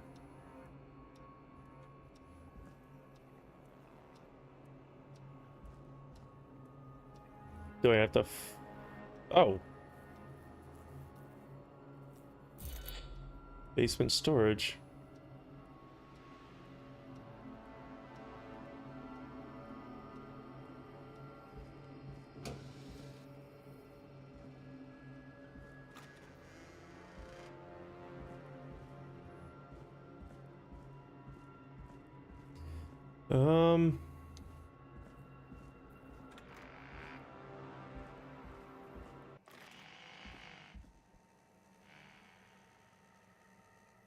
Exit.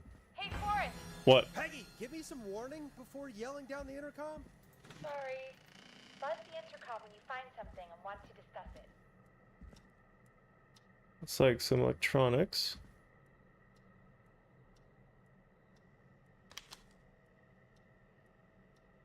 There's a battery or something. Peggy, I've found a tape and a map down here. A map of what? Looks like it might be to somewhere in this storage area. Weird. Well, maybe the tape will give us more information. Give it a play. Whoa, where's the shoom shoom?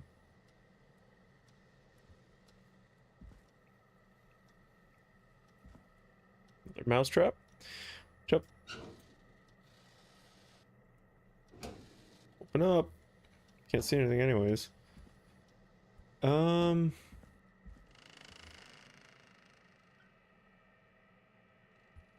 Okay.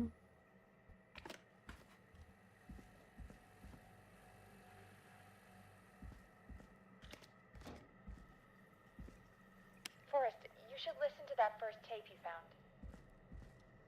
Do I have to do it back upstairs? Really?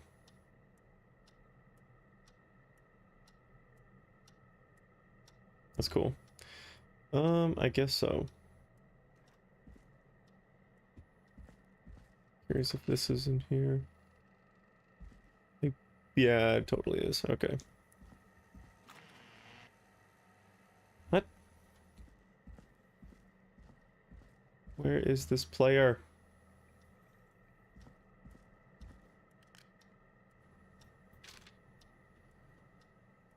So that's maybe no. Whoa.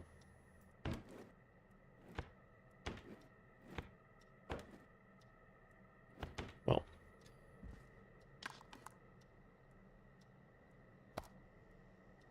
How do I play this?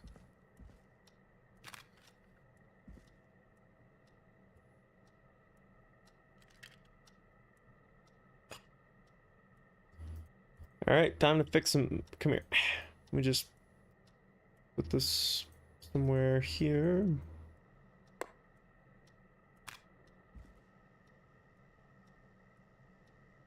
Oh, it is right here. George Barrow, 1968. That's when this all began for me. Follow the maps, find the tapes.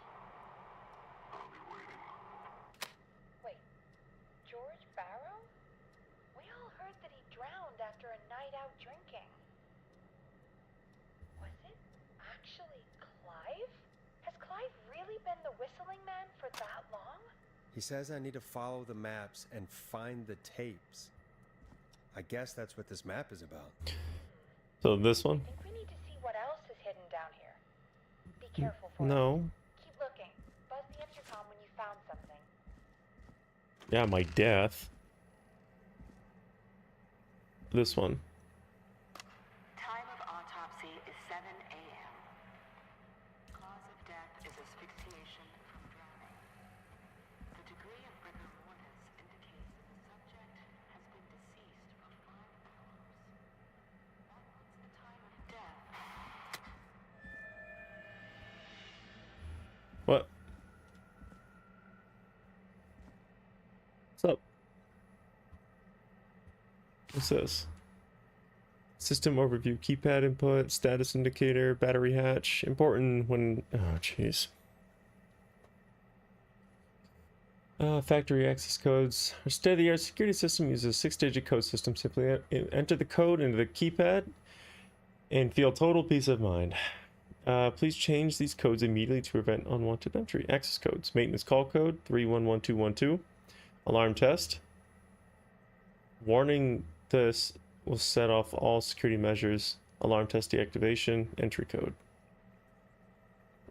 Okay. I feel like I need that.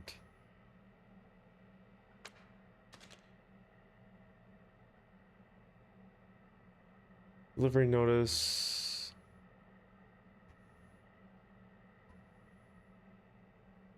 Oh, okay. KFM radio station. Okay, so we don't have that security at our place, but Roller Ricky's, Gas and Repair, and the hospital have it.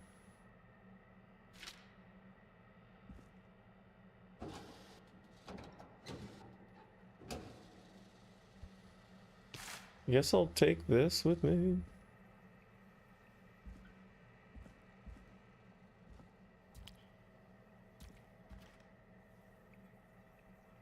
What's this? Time of autopsy is 7 a.m. Cause of death. What? Rats. So 2 a.m. Small lacerations to arms, legs, and face, typically obtained by running through foliage. Okay. Severe blistering to the feet, as though the deceased had been running without stopping.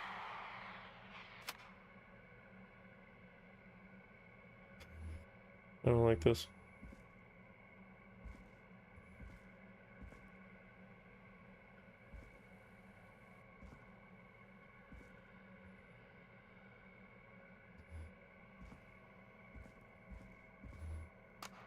Preliminary toxicology results shows no signs of inebriation. However, a high amount of cortisol was found, indicating elevated levels of stress in the immediate moments before death.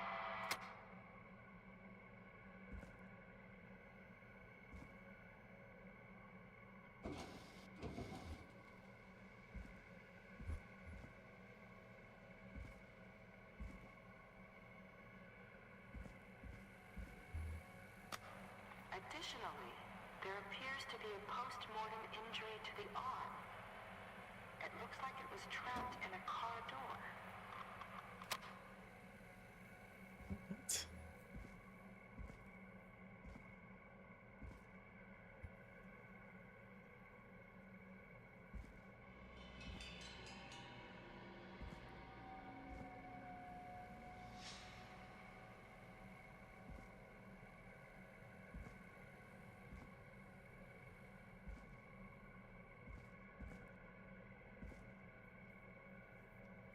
Can I get a record?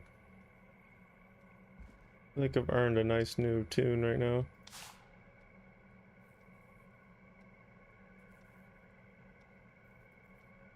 Nice. If you're listening to this, then I'm probably dead. What the? I'm a man who likes to stay informed. I've got subscriptions to newspapers all over the country. A few weeks ago, I noticed A new vinyl for my collection. up in those papers, one after the other. Each headline about a murder. Each murder, the death of someone I knew almost 20 years ago. And each one drawing closer to Gallows Creek. Drawing closer to the anniversary. None of us are innocent. But I don't think we deserve killing. All I hope now is that I can save some folk from the worst. And I can. do something to make up for what I did back then, I guess. I didn't kill anyone, mind you, but that's past mattering. Now, there's more I could say, that I should say, but my employer made it clear that my family would pay a high price if I ever spoke out. So, hopefully I've said enough for you, listener, whoever the hell you are, to start putting the truth together. What the hell? Peggy is not gonna believe this. Okay.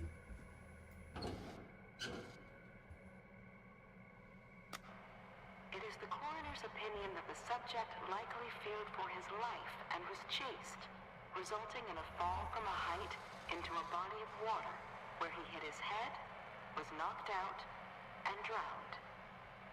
Following that, he was moved. Now this has to be important. We need to have a talk. Is that recording? Shut it off. George Barrow, white, male, 18, home address, Carpenter Avenue, Iowa, found dead. Time of death was 9 p.m., September 2nd. The deceased is a Caucasian male, aged 18. The cause of death is established to be drowning as shown by the signs of asphyxiation. Abrasions were found on the knuckles, likely from getting into fights in the past, matches with known history of the deceased being aggressive.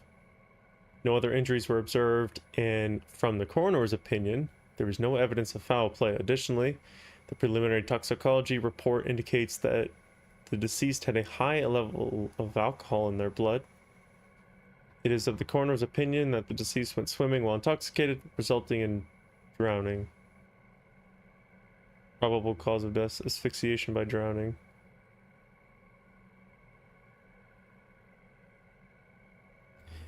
So it was basically a forged, not really forged, but someone made Virginia basically tell a lie.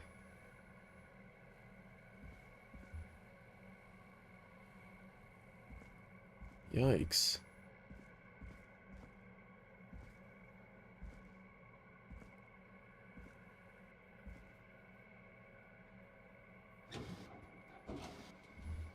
Any evidence? Additionally, there appears to be a post-mortem injury to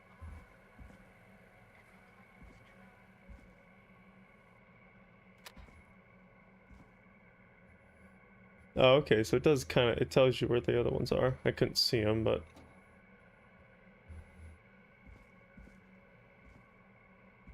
Oh my goodness. Ew.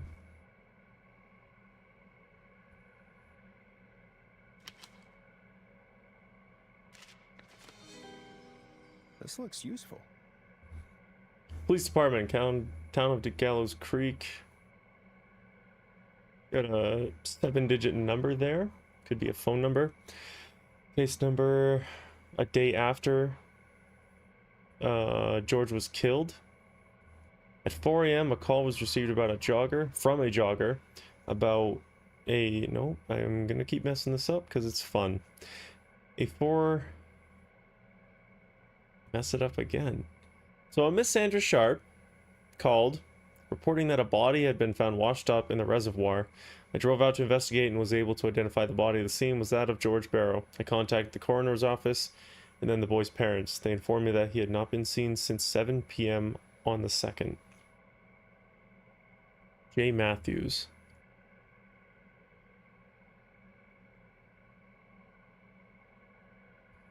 I'm glad I'm finding all this stuff out now. Way too late.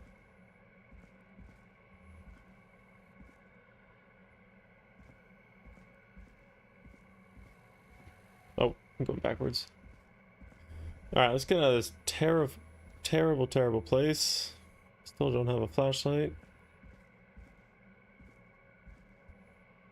Nope.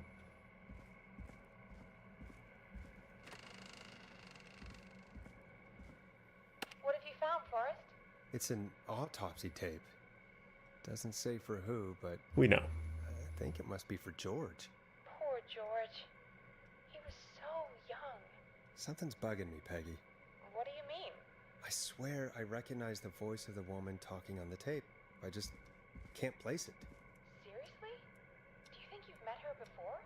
I don't know. I mean, I just got here recently. I don't know. Could that Found be another tape. It talks more about how George died. could be Dawn? What did it say? It sounds like he was running for his life. Sprinting through trees and bushes, getting cut up all over. What would drive someone to do that? I'm not sure yet. There's also a tape about a toxicology report. There were no signs of drinking or that he was on anything. What? But everyone said he went swimming drunk and drowned.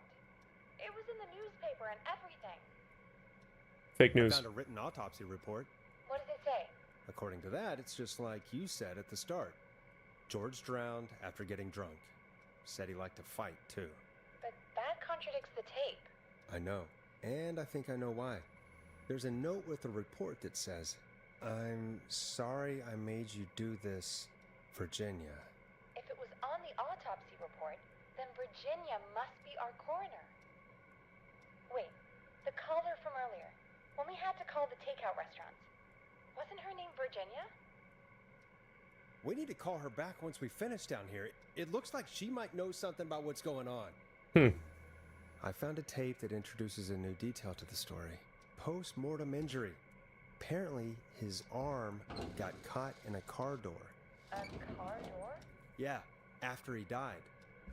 How do you suppose So they- post-mortem is, everybody. How can they tell? I'm a radio producer, not a coroner. The written report I found doesn't mention it at all. How did his arm get trapped in a car door after he died? Unless he got it when the police collected his body? I guess someone else must have moved him after he was dead to where he was eventually found. But the report, what is going on here? I found a police report. Mentions a friend from earlier, Sandra Sharp. Sandra. The jazz Oh, runner? the jazz runner, yeah. She found George's body washed up at the reservoir. The reservoir? Yeah? What's strange about that? George got cuts from running through foliage, right? But there's no forest around there. Also, how did it wash up at the reservoir? What do you mean? Reservoirs don't have tides. But that's what the police report said. It's not possible, though. I did a school project on reservoirs and got an A. All right, Peggy. But, yeah, not important right now. The important thing is that it doesn't make sense. What are you suggesting then? That the body was originally found somewhere other than what the report suggests? That the sheriff tried to cover it up, but accidentally let something slip? Something like that. I think. Well, Sheriff Matthews wrote the report. If he hadn't been eviscerated, we could have asked him. True. But Sandra is still alive? Once we're done down here, we should give her a call. In another tape, the coroner comes to the same conclusion as I did. George was running from something. Maybe an animal? Maybe, but then there's this next bit, where the coroner thinks he was moved post-death. So she agrees with us. At the end of the tape, someone burst in and demanded Virginia stop recording. I think it was Clive. This is starting to make sense now. This is a conspiracy to cover up what happened to George. I think I found Clive's last recording. I think Clive might be gone. Gone? I found a confession. Not for any killings, but for playing a part in covering up George's death. He left this behind in case he died. He hoped someone would find it. Do you think the Whistling Man already got him? Possibly. We've had a lot of callers tonight, but maybe not every victim made it to the phone, you know? We don't know how many there really are. Christ, Forrest, that's dark. I know, but Clive said he had read about other murders in other towns, and that the murders were all folks who knew about the incident. And the killings were getting closer to Gallows Creek. He said he wanted to do something good for once. The board in his office. He wasn't tracking people down to kill them. He was tracking them down to save them. Oh. Why didn't he just come out with all of this? He said his employer threatened his family if he spoke out about any of it. His employer? The one who orchestrated the cover-up? Oh, Clive. I'm sorry for thinking you'd killed all those people. Do you think you found everything? I think so. Forrest, what's going on here? Someone wanted that boy's death to seem like an accident. And they hired Clive to make it look that way. Come back upstairs when you're ready. We need to figure out our next step. Well, uncovered Clive's research. Now it's 3 o'clock. Thank God you're back, Forrest. I've been running out of stuff to pad our airtime with. Peggy, you work in radio. Forrest, I'm stressed. I mean, really, how are we supposed to keep a show going with all this happening? This is our job, Peggy. We gotta do it. You're right. So, what's the plan now? I think we should call Virginia back. All right, I'll get her on the line. And yes, When that you're was ready, shut the music off. that was a Hello lot to again, take in. Gallows Creek. This is Forrest Oh, boy. Nash. We're circling closer to the truth behind tonight's events. To this end, we're calling back one of our earlier callers, Virginia Sullivan.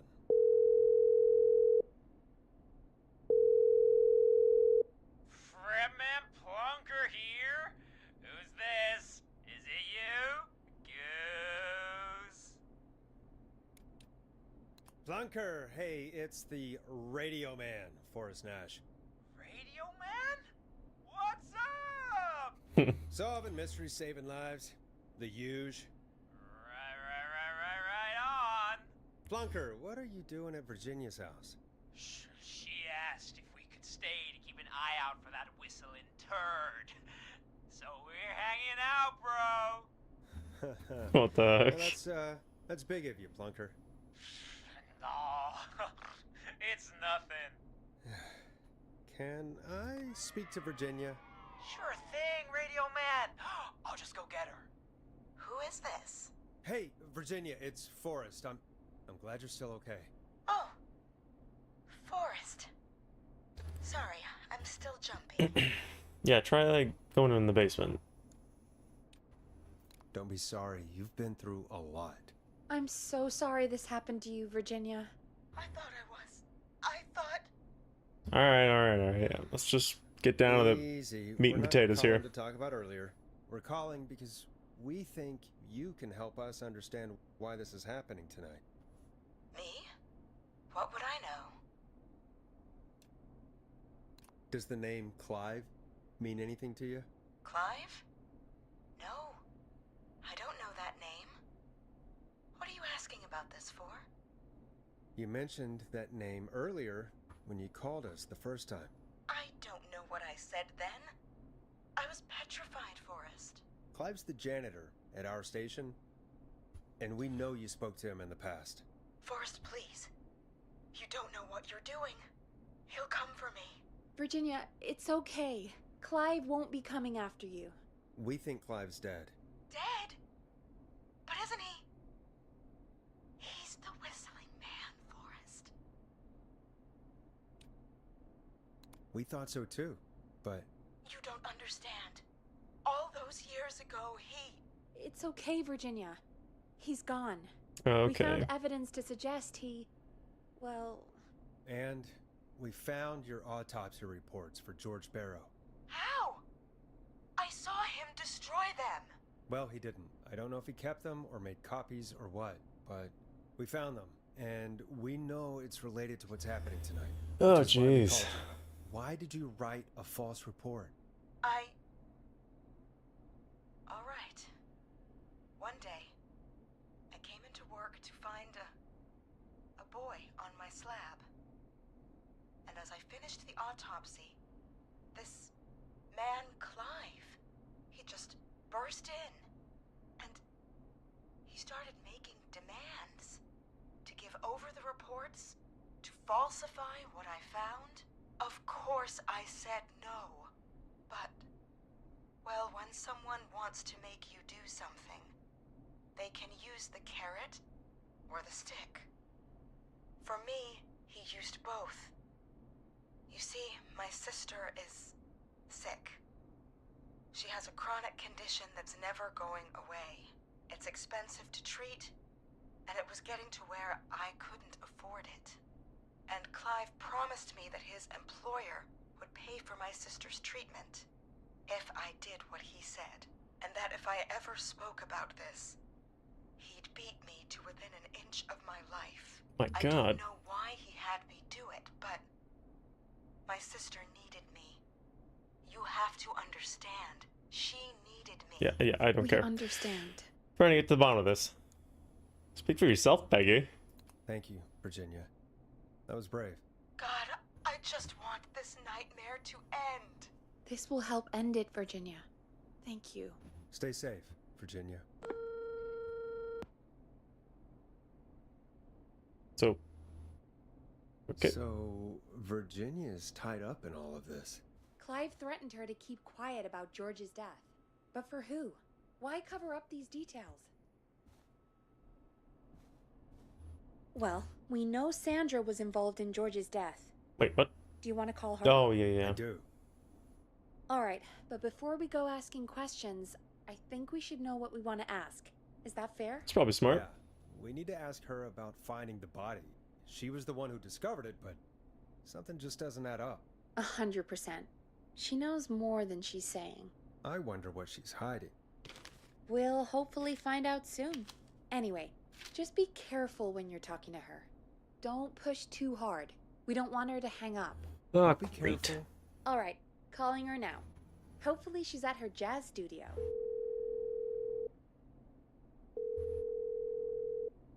Aha! Forrest, you're through. Hello, this is Sandra at Jazz Pizzazz Jazz Studio. Who's this? Hello again, Sandra! It's Forrest Nash of 189.16, The Scream.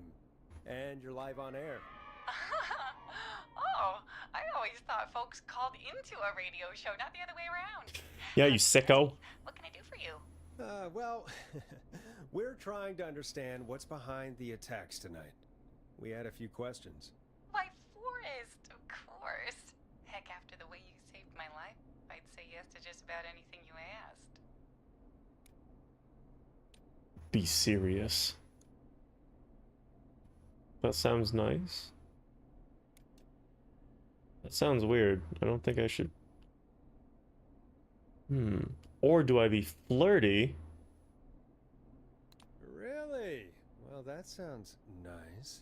I might just call you back tomorrow then, too. You got my number. Oh, Sandra, you little What about tonight? little Is vixen. there anything you want to talk about right now? Remember why we called, Forrest. Peg, you stay out of this. Do you know why the Whistling Man might have targeted you? Ha! As far as I could tell, he was just a knife-wielding psycho with superhuman cardio. He'd have chased after anybody. Right. Well, we think he might be chasing specific people. People who know about the death of a boy named George. Oh, I don't know anything about that. Sorry.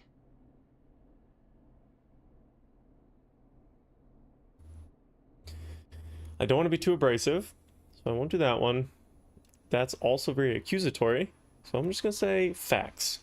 Sandra, we know you found George's body. We have the police report. I don't know what you mean. It's okay, Sandra. We know. You do? You know about? Yes. Of course. This studio is my life. After I found the body in the river, I couldn't lose my studio. In the river, Do you not the. understand? Sure. I understand. When the rent just kept going up, he said he'd stop if I just needed to keep quiet. And everything would be okay. Sandra? Who was he? He was...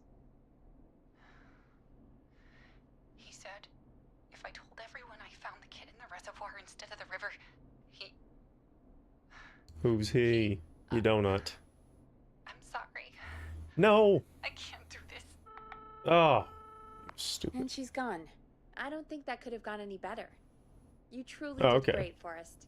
Well, folks, if anyone out there has any thoughts on what's going on tonight, please call in. That's good timing. We've got a call waiting just a second. Welcome to 189.16 The Scream with me, your host, Forrest Nash. Hi, Forrest. I know this is really out of the blue with everything happening tonight, but I wondered if you could send a special birthday message to my uncle.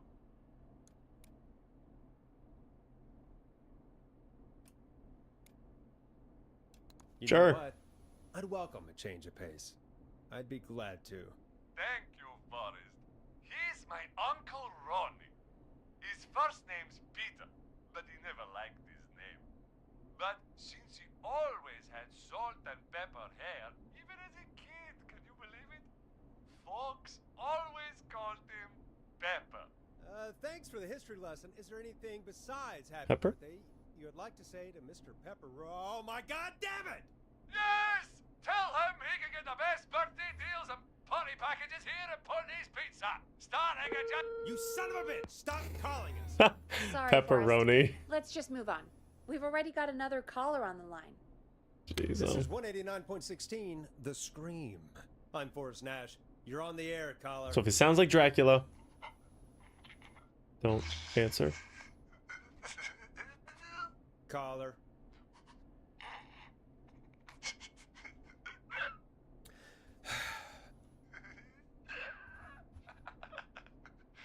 Ponty. Ponty's Pizza always delivers. Come So rain or stupid. sleet or whistling man, we'll be there.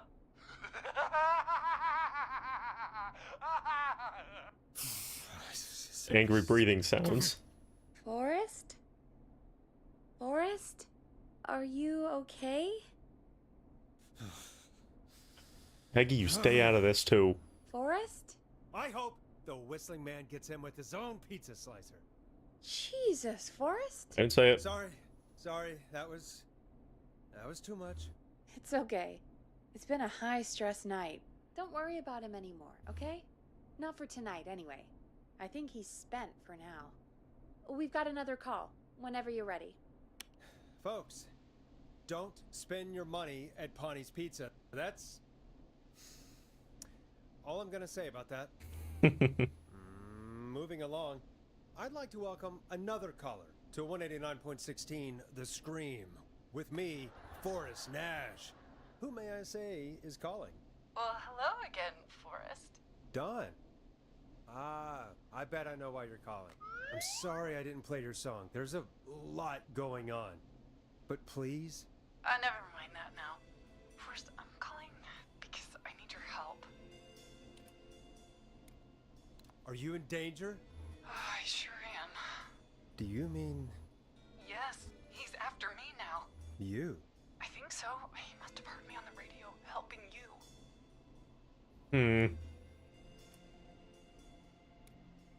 Right. Okay. Tell us everything. Uh-oh. I was out following a lead, trying to work out who would be next after Chuck. And what happened? And I started to feel like I was being followed. I came back to my apartment building, but this newfangled security system has me locked out. I need you to help me get inside. Hell yeah. Starling 4000 user manual. Ah, these codes should come in handy. You darn tootin'. Can a neighbor let you in? I only moved in last week. I don't know anybody yet. There's not even a buzzer here, only the keypad for the entry code. I need that code to get inside. Which apartment block do you live in? Maybe one of our listeners lives there too. It's the New Woodside apartment building between the town hall and the trailer park. But I doubt any of your listeners live there. I don't have many neighbors. Sounds like a prime piece of real estate. The sound really carries at night. Shit. is. So she's like over here-ish. He was at Roller Ricky's, and that's where the dog is. In the train. Oh. Is that a neighbor's dog? Yes, it is. Boy, I wish he'd muzzle that thing and... Oh. And now he's blasting David Scopo out of his window. I can't get any... He's coming down the street. I don't think he's seen me yet. Forrest, please. I need your help. Rats. Need the code for that security system, or I'm gonna die. What's the name of the security system? There's a sticker on the box. It says Starling Security 4000. I got it right here. Keypad, and it looks like it wants a 6-digit number. We'll see what we can do. Thank you, Forrest. Yeah, of course. Don't worry, Don. Thank you, Forrest. I knew I could count on you. I'll sit out of sight. Call me back soon. All right, folks. Here's a little tune for you all to enjoy while I try to break Dawn into her apartment.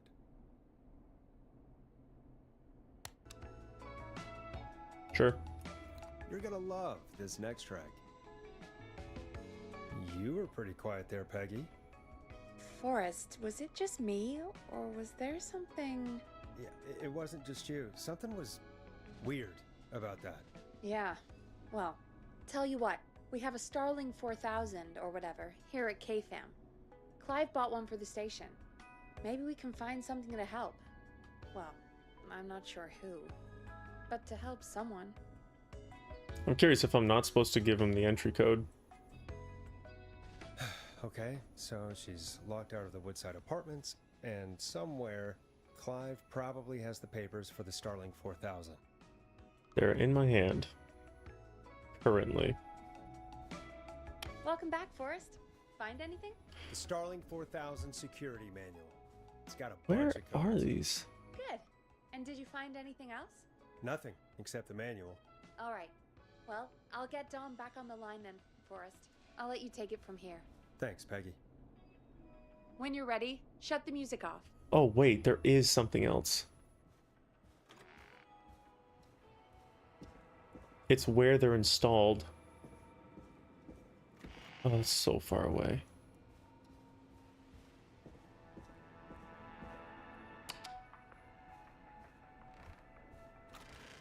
Oh my goodness. Hopefully she doesn't turn the music off.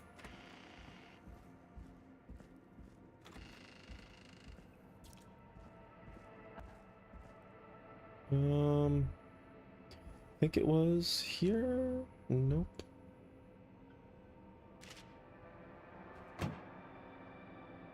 Where? I think it was all the way in the back.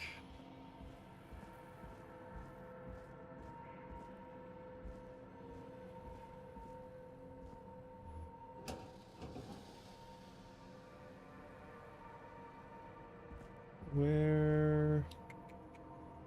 I remember seeing it. It was where each of the systems were installed.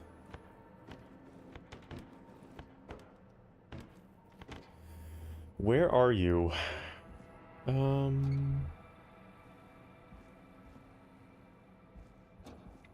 did I put that? I thought it was around here.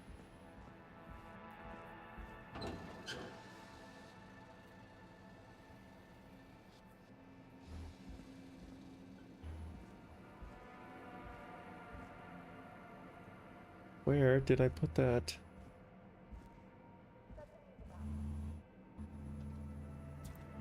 That's not it. Is it over here? Oh, Order delivery form. Starling must have left this by accident. perfect. The system's not even installed at Woodside. Time to turn the music off. Oh, that's good to know. Okay, I gotta go back upstairs.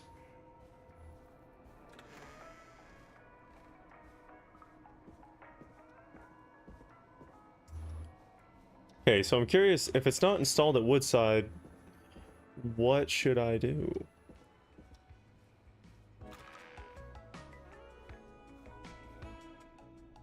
Line 1, whenever you're ready.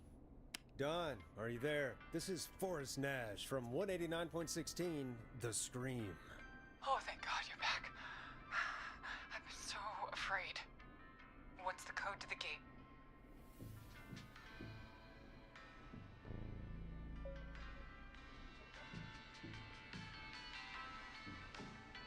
I don't know about this.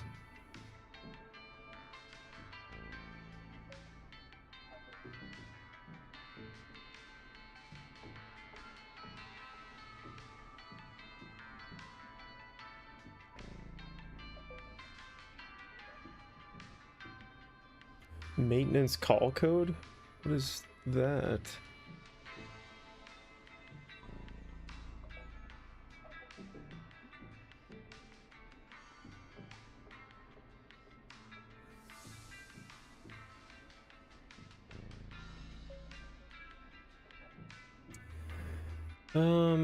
Blah blah blah. Access codes. Maintenance call code. Alarm test.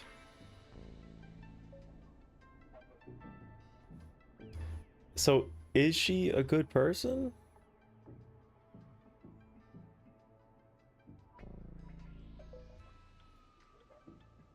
Woodside Apartments. 42 Carpenter Ave. Where's Carpenter Ave?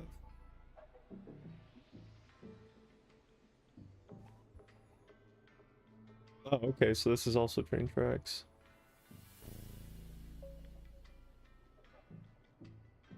So they're like right here? Oh, Woodside Apartments. Okay, so they're right here.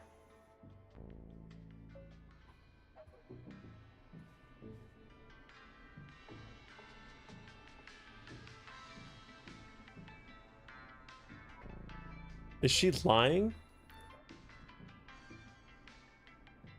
She could be lying, because if she's saying that she's right here and it's not installed, unable to install, so she's lying about where she is. The code is 191. I want to give her the alarm one. Thank you, Forrest. Yep.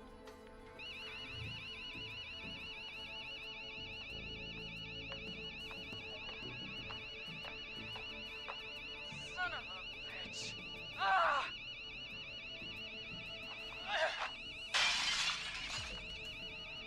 Is she? She's totally breaking in, yeah.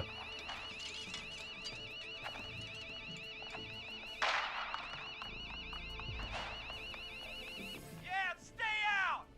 Nobody disrespects the sanctity of the ring. Yep. Don't ever come back here again.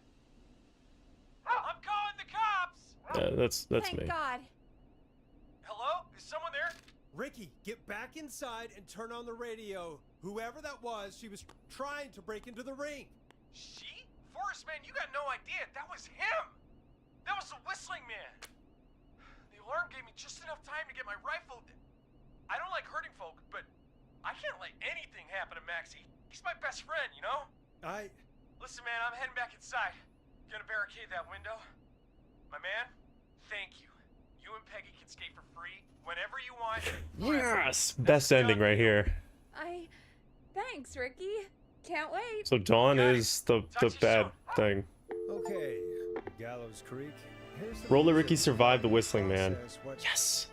Finally. just happened? We should play that new one. So, the whistling man is a woman? Yeah, I worked it out a long time ago. I know. I can't believe it. She called up. You spoke to her multiple times.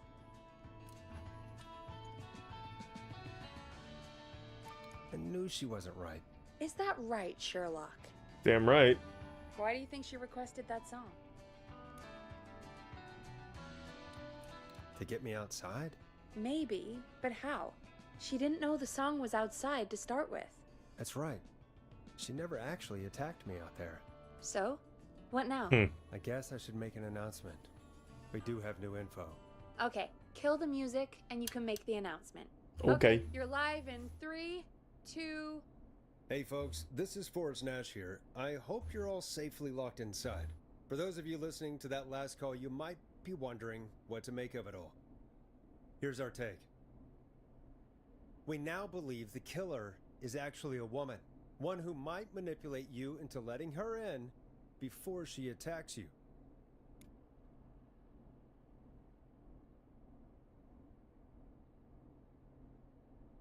I'm sad to say, but it's time to trust no one. The killer was calling themselves Dawn. This could be a fake name. If anyone needs help or you have info on the killer, Oh please my call goodness. in. You folks have my new number, right? It's 911. Hopefully, our next caller can help shed some light on our killer. Hey, we had a call come in. Oh, Okay, folks, time to take a call. This is Forrest Nash, and you're listening. Please help me. My name is Casey Moore. I'm at 25 Nancy Drive. My best friend's been stabbed. Nancy. He's bleeding everywhere. Right here. What to do? Please help me. Well, okay. Is he still breathing? Yeah, but he's bleeding out fast. I really need help. Please. Take a breath. We'd been out at the reservoir. We were heading back to his place when we heard this whistling all of a sudden. He just started freaking out. Where's this reservoir? He told me to hide. I'd never seen him like that, and I just panicked and ran and hid in the bush. Oh no. Forrest. Then what happened? He went up the road and talked to someone. I couldn't really hear or see anything. It sounded like he might have known the person, and they just stabbed him. Casey, was he talking to a woman? I don't know. They had a mask and wore all black. Yeah. That's all I know. Please, we need help here. Yeah, chill out. But I need to know. Where did the masked person go? They left. They left him to bleed out. I waited until they were gone, then dragged him into the garage and called 911. Wait, why didn't she make sure he was dead? I don't know. I think I heard them say something like, "It's not so funny now, is it?" before they left, but please, he needs to get to the hospital. I can't drive, so we need an ambulance. Forrest, the ambulance was destroyed in the explosion at the gas station. No. You should get all the info you can. Can you tell us where your friend was stabbed? They stabbed him in the stomach, and then stabbed him again in his leg when he was on the ground, and it's... Oh, the knife is still there in his leg! What's your friend's name, Casey? It's Jason Parker. We'll be right back. Peggy, patch us through to the hospital. On it. Phoning St. Gabriel's now. Switch to line 2. Right here. Hello, St. Gabriel's Hospital. How can I help you? Hi, this is Forrest Nash from 189. You got that radio voice. We have a stab victim at 25 Nancy Drive named Jason Parker. He's been stabbed in the stomach and the leg. He's bleeding heavily. Oh, God, I'm sorry. With the ambulances, well, you know. I know, but please, we need something or he's going to die. Forrest, Listen, you're going to have to get him here. We need to see him, and we can't get there ourselves right now. We don't have any way to drive him right now. And even if we did, he's bleeding out fast. All right, listen. We need to buy him time to get here. That means stopping the blood first, and then finding someone to stabilize him. To stabilize him, you really need someone with first aid training. Do either of you have any? No. Me neither. Damn it. I'm really sorry about this, but I have other patients who can't wait. All I can do is talk you through the procedure as quick as I can, and then leave the rest to you. You think you can handle that? Hit me. I'm sure we can handle it. Okay, from the top. If he's bleeding out, then you need to get him comfortable and try to stem the bleeding. Lay him down. Apply continuous pressure directly to the affected areas. When the bleeding slows, get a clean cloth of some kind and hold it over the wounds. Get them comfortable. Apply pressure. Clean cloths when slowed. Got it, I think. Nice. Said he was stabbed, right? If the object he was stabbed with is still in him, don't take it out. It's stopping the worst of the bleeding right now. If anything, you should secure it so it stays where it is. I wouldn't have thought of that. I would Makes have. sense, though. It's intelligent. God, that was a lot of info. But I think we can handle this. That was easy. Glad you got it so far, because there's more to go. Oh? I'm still with you, Doc. What else do we need to know? If he's lost a lot of blood, he may enter shock. If he does, act fast. If you applied a cloth and it's bleeding through, don't remove it. Put more Just on. apply another on top of it. If it's safe, elevate his legs to get blood circulating to his vital organs. Try to keep him warm. Get him to rest and reassure him. We need the patient to stay calm. All right, don't replace bandages, elevate his legs, keep him warm and calm. This is a lot. I'm really sorry. That's as much as I can give you right now. Try to stop the bleeding, find someone to get him stabilized, and get him here as quick as you can. Good luck. All right, Forrest. Casey's still on line 1. Yeah. Hello? Hello? Forrest, are you there? Yep. How's Jason? I'm here. How is Jason doing? Badly. He's still bleeding. I need help. I know, I've Casey. been putting pressure on his stomach wound since you left, but he's still bleeding. I don't know what to do. That's good, Casey. The nurse said to do that. What about the knife in his leg?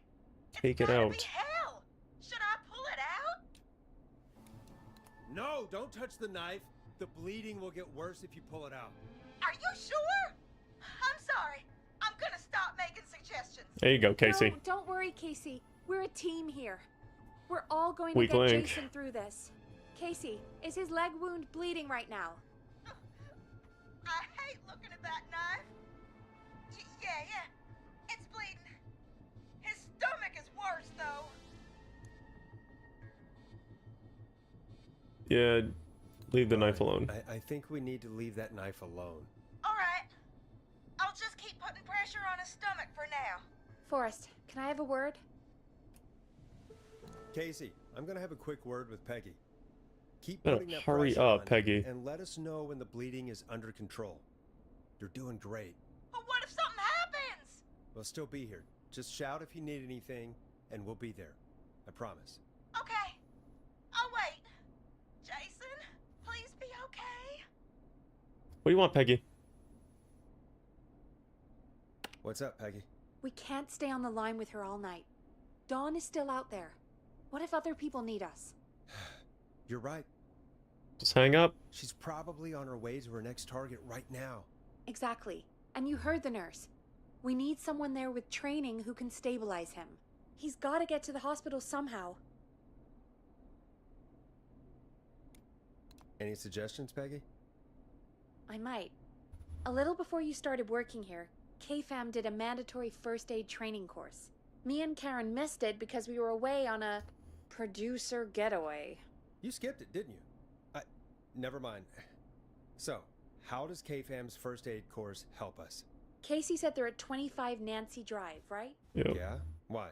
They put up a bunch of cheap houses around there about 10 years ago. So a bunch of people here at the station live around there. Do you think any of them could help Casey and Jason? Probably, but I don't know who lives there. And since I missed the training day, I don't know who knows first aid. Could you call them and ask? I don't know everybody's numbers. Holy, you're I've only useless, ever called Peggy. Karen. Everybody's personnel info is probably in Reggie's office. Yep. Got it. I'll look through their files in Reggie's office. Come on. It's a life or death situation. I'm sure they won't mind. Right. But there are a couple of problems Oh with that. my gosh, what? Naturally. It's sensitive information, so Reggie probably locked it in his safe. Great. Great. Do you have any idea what the combo for the safe could be? Not a clue. Reggie's a serial note taker, though. Maybe something in his office will give it away. Right. There is something Hurry up. else. People are I'm not dying. gonna like this, am I? Have you ever heard, the future is floppy? Floppy drives. Peggy, what the hell are you talking about? I'm talking about floppy disks. Floppy disks are like these futuristic things that have information on them. You put them in a computer and they do something. Peggy, I know what a floppy disk is. Anyway, Reggie decided that the future is floppy and started phasing out our physical records and replacing them with these floppy disks. I imagine it's the same for our personnel files. Holy, Reggie, you're killing Since people. we haven't heard anything from Casey, I'm guessing Jason's okay for now. I'll check out Reggie's office and see what I can find. You'll need a key for that. Oh I'll my just gosh. slide it under my door now. Thanks, Peggy. I'll just have to look around. Come on. Good. I'll patch my mic down to the office, so you'll hear me over the intercom. Yep. You got all the keys. Just give me all the keys. Unlock all doors in the station. That's not opening. That's not how that works. Unlock all doors in the station, and then the first one I try is locked. Must not be in here.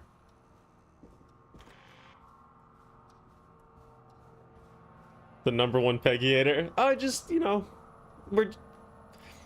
people are dying, and she's like, well, there's something else, but like, just say it. Okay, so that must be, yeah.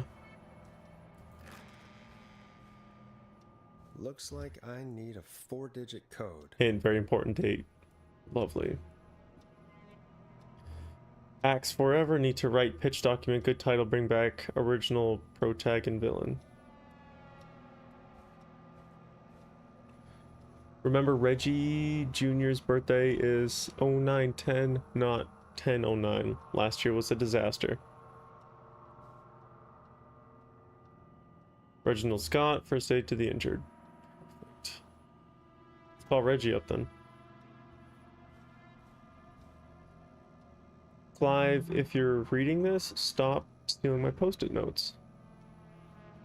Ask Jeannie where those tapes are. It's been weeks now, overdue.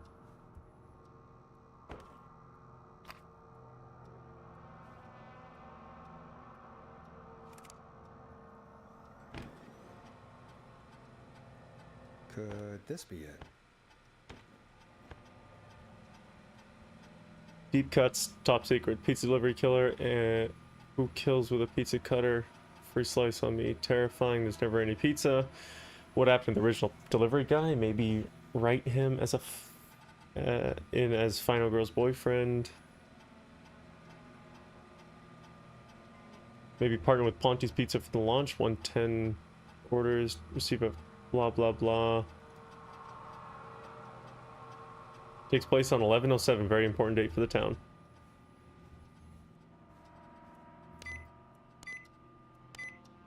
Nice. What?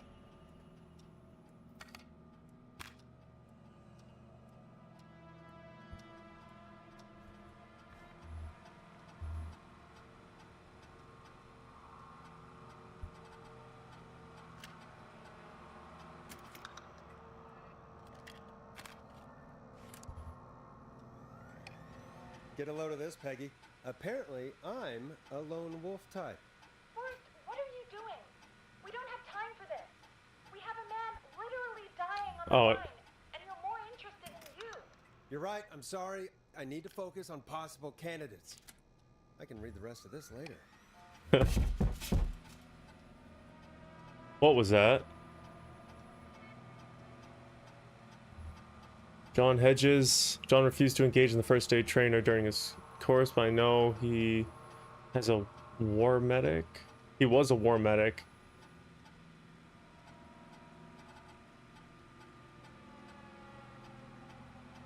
There's a bunch of military equipment. He's at 14 Nancy Drive. I mean, that's probably our best bet.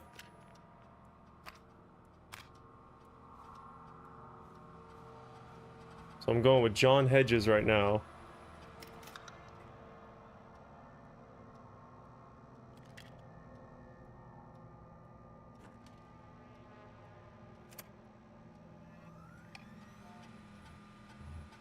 '22 Nancy Drive, stepped up in duties in recent months.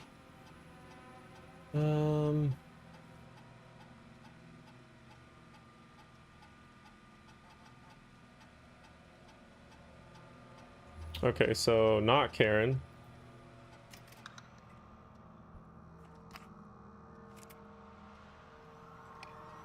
Hey, Peggy. I think Reggie's on to you and Karen. Maybe don't bring those little drink umbrellas into work for a while. What? Why are you reading my file? Oh. You need to find someone who can help Casey. We already know I can't. Don't waste time. You're right. I'm sorry. I need to focus on possible candidates. I gotta know what you're Really up should to. have read both. We're in a hurry.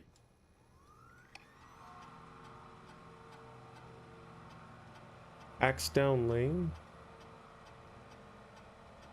Is Axdown Lane closer? I don't think so. Yeah, no, I don't want you.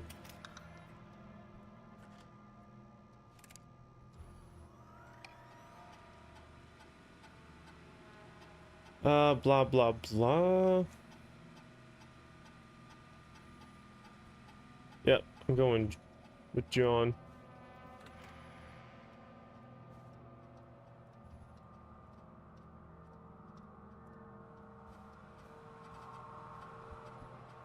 Is that it? Is that all I'm doing here?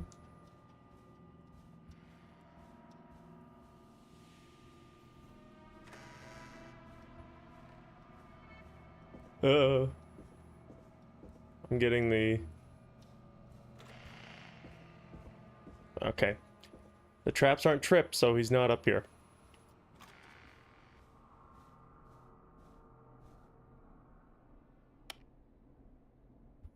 Wait, what? But I know who we should call. Head to Reggie's office, try to work out a safe combination. Wait, I just did that.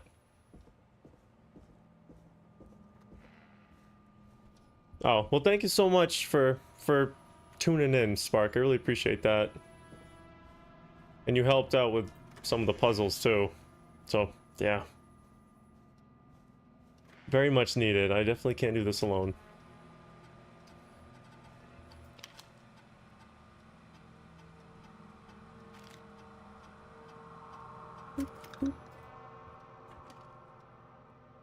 Is it this one? Yeah.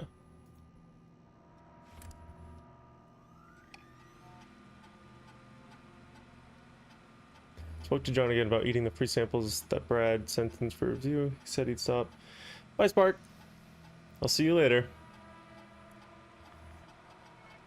I think it's definitely that. Do I close it?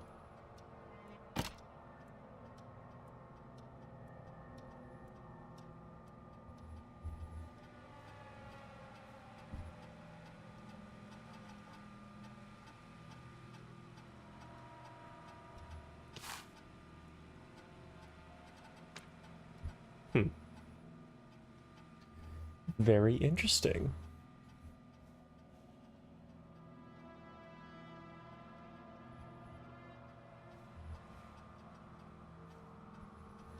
So... Hey, Peggy, you there? Gotcha. I'm here. Did you find what we need? Yup. I think I know who our best bet is to help Casey and Jason. All right, good work. Who should I... Hello? Is anybody there? Please pick up. Casey, I'm here. What's wrong? Jason started going pale. Shock. I tried to get him to rest, but he just threw up everywhere. What's happening? What do I do? God, it sounds like he's going into shock. Casey, just stay calm. It's going to be okay. But the bleeding seems to slow down. It's a packet. Jason, I'm sorry. Casey, calm down. You've done everything right. I need you to listen to me, okay? For Jason. What did the nurse say to do about shock? Casey, Elevate his I wounds, need you just to lift up his elevate stomach. Jason's legs. We need to get the blood flowing to his vital organs. Got it. Jason, stay with me. I'm just gonna move you. This might hurt. Okay. I propped his legs up on some boxes. I'm looking at my notes. We need to get Jason as warm and comfortable as possible. Do you have anything you could use nearby, Casey? Yeah. I still have some laundry next to me. I'll wrap him in some I'm pretty sure I remember everything that I need to do, so Jason should make it. Sorry. I'm done. You're gonna be okay, Jason. Just relax now, okay? We gotta pack the wound. We have to. Is he gonna? It's not looking good. He's going Jason's to be fine. gonna die. Just make sure he knows he's going to be okay. Okay? Okay. Please. I can't give him what he needs. Please, help. I can't lose him. All right, Forrest, we need to hurry. Jason doesn't sound like he's doing too well. Call John. You said you knew who to call earlier? Who was it? We need to call John Hedges. He lives on Nancy Drive. He didn't really participate in the first aid training, but he's a former war medic. He's probably the most trained person we have. Really? I never really spoke to him before. A war medic, huh? Yeah, and according to Reggie's notes, John keeps all of his old equipment at his house. Perfect. Something of a hoarder. All right. What's his number? 5420735. Calling now. Let's hope he picks. Who the hell is this calling me at? What time is it? People are dying, it's John. Wake Forrest up. Nash here at KFAM. We have an emergency and we need your help. Forrest, if this is a work emergency, then it can wait until the goddamn morning. Just leave me a note like everybody else. Somebody's been stabbed. A man has been stabbed by the Whistling Man, or... Never mind. He's lost a lot of blood, and he's passed out. We need you to help him. The Whistling Man? Oh my. Joke is this? Bro. John, we're not kidding. Just do A it. man is gonna die if we don't help him right now. Seriously? I haven't been called on for over 10 years. Where's the patient? What's his condition? He's at 25 Nancy Drive. I think we got his friend to stem the bleeding, but he's gone into shock. He's passed out right now. You say he was stabbed? Do you know the extent of his injuries? From what we were told, he has 2 major stab wounds. One to the stomach and one to the leg. The knife is still in his leg, and the stomach wound is open. Understood. Let me grab a few supplies and I'll head right over. Damned if he dies on my watch. Hell yeah, Thank you, John. We'll let him know you're on your way. Good luck. Hello, Casey. Are you there? How are we doing? Bad. Jason seemed really weak and then just started thrashing. What about now? Is he still thrashing? He's passed out. Please tell me you found someone to help. Ah, rats. Let's Casey's go on the help is pizza on the way. place. My colleague will be there soon. You hear that, Jason? Someone is coming. You're gonna be just fine. Just hold on for me, okay? Just hold on. Come on. Hello, Casey. This is John Hedges, and I'm here about Jason. Please let me in. Hello? I'm guessing that's Jason there. Casey, I'm gonna need your help. Forrest, Peggy, don't you two worry. We've got this from here. Okay. Hell yeah. We'll call you back later. I have to go now. Good luck, everyone. God, I hope he's gonna be all right.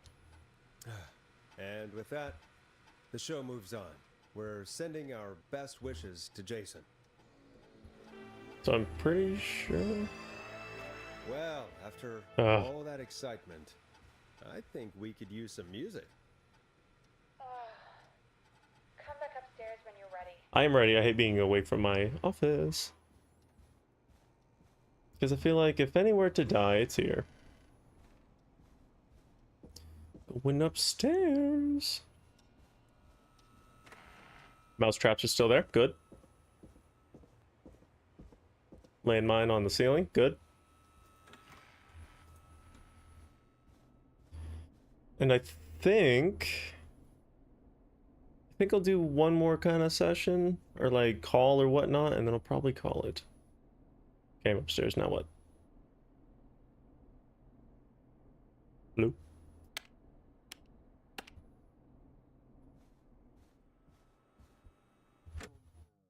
Oh, put a record on. Play a record for us. Yeah, okay. I get it. The old random. Here comes one of my favorites. Said that about the other, like, two. It's getting pretty late. this might be your last break for the night, so try to enjoy it. Give me a buzz when you want to go back on air.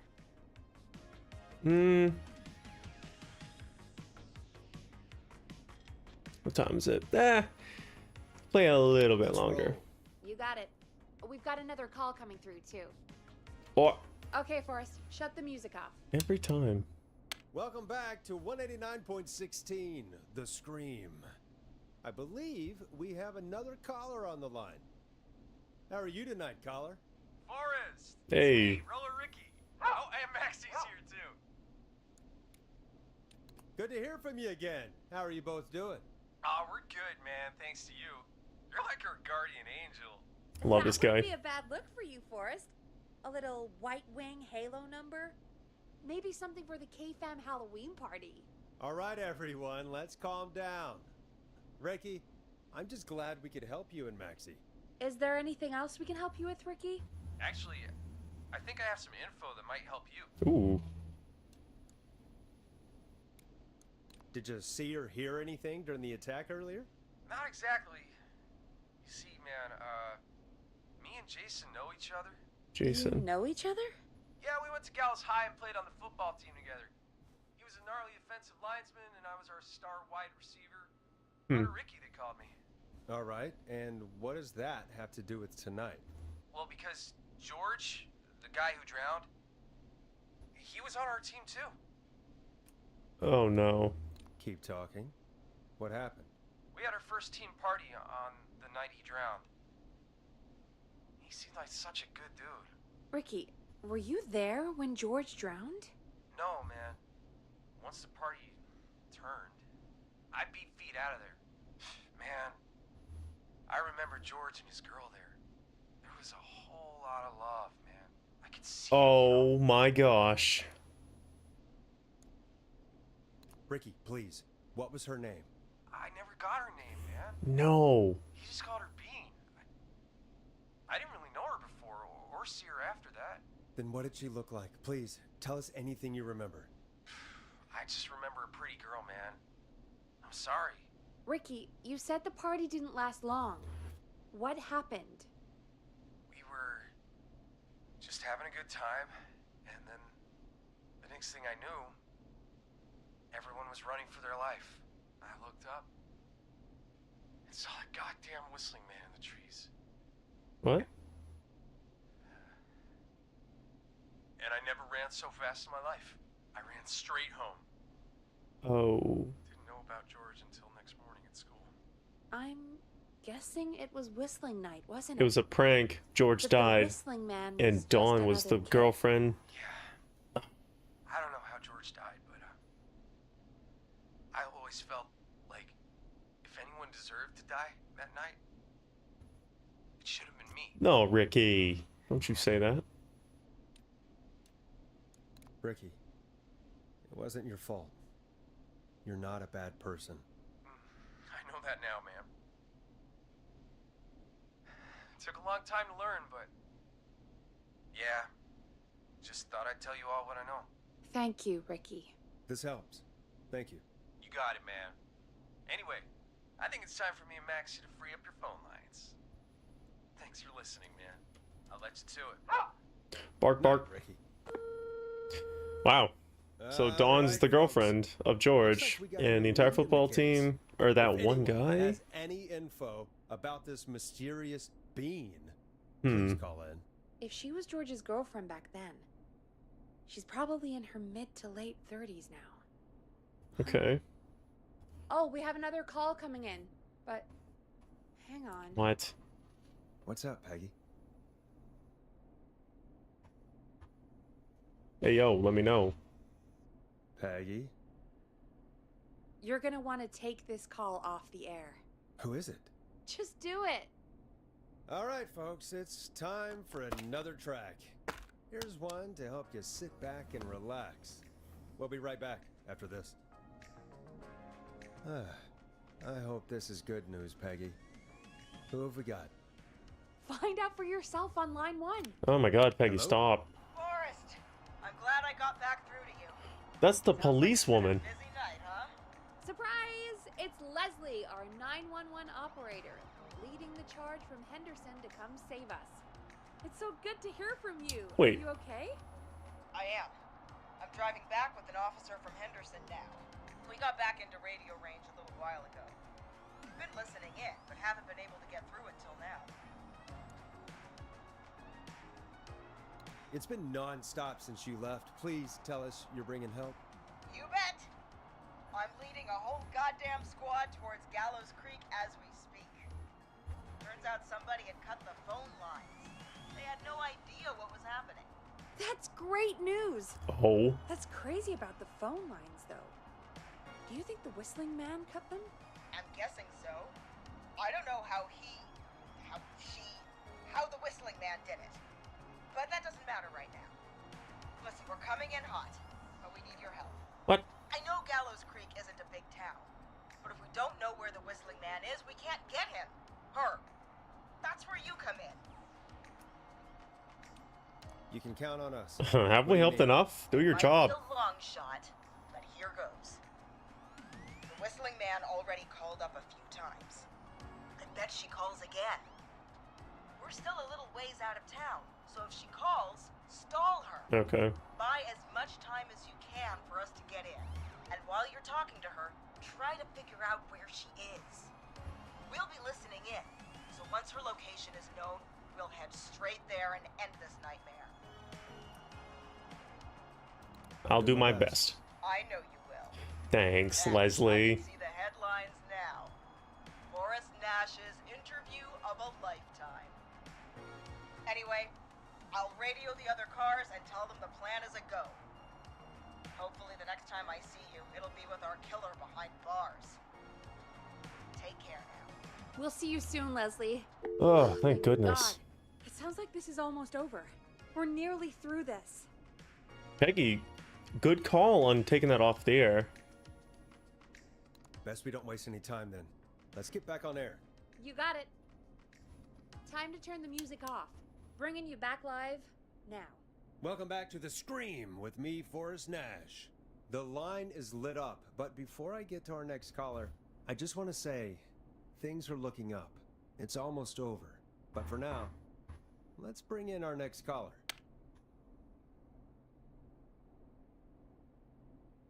Evening, caller. This is Forrest Nash. Oops. Hello, Forrest. This is John Hedges. I'm here with Casey. I wanted to give you an update on Jason. John, is he gonna be okay? He's a fighter. He'll be fine. We've got him stabilized and resting in a bed. We're preparing to move him to the hospital. Thank you so much. If you hadn't been there, then... God, I don't even want to think about what would have happened. Of course, Casey. We're just happy he's okay. John, Casey, you two did all the work. Tell Jason to get well soon from us, whenever he's up for it. Well, why don't you tell him yourself? Oh. Is this Forrest? Hey, I saved Jason Parker. Jason, we meet at last. It's good to hear you, Jason. How are you? Oh, well, you know. I've got a hole in my stomach, and there's a knife in my leg, but John gave me something to take the edge off. So, I Hell feel yeah. even better than either of you. Morphine. Ooh, coughing with stomach wound. Take it easy until you get to St. Gabriel's. I will. But, before that, I needed to call you. He was also on the football team. Guessing the Whistling Man is still out there? Yep. As far as we know, anyway. I was worried you'd say that. God damn it. Actually, I'm glad you called. Hmm. I wanted to talk to you about what happened earlier. Go for it. We spoke to Roller Ricky not long after you were attacked. You spoke to Ricky? Is he alright? He is now. I mean, he was attacked earlier, but this call came after. Hey, guys, I'm really sorry, but there's a call on the other line. I just need to make sure we don't have another situation brewing. Fair. You fill Jason in on what happened. I'll be right back. Sure, Peggy. Sorry, Jason, where was I? Ah, yep. Ricky's fine. You don't. Oh, come on, hurry up. That's a relief. He told us about George. Sounds like everything's finally coming out now. It's been tough to hold it all in. Sounds like you've been holding back about something awful, Jason. I'm part of the reason my best friend is dead, Forrest. And the few who knew about it said if I ever said anything, I'd find myself in jail. For a long time. It was hell. And then the town just moved on. Like he'd never existed. What happened that night? I went along with the stupid prank, that's what.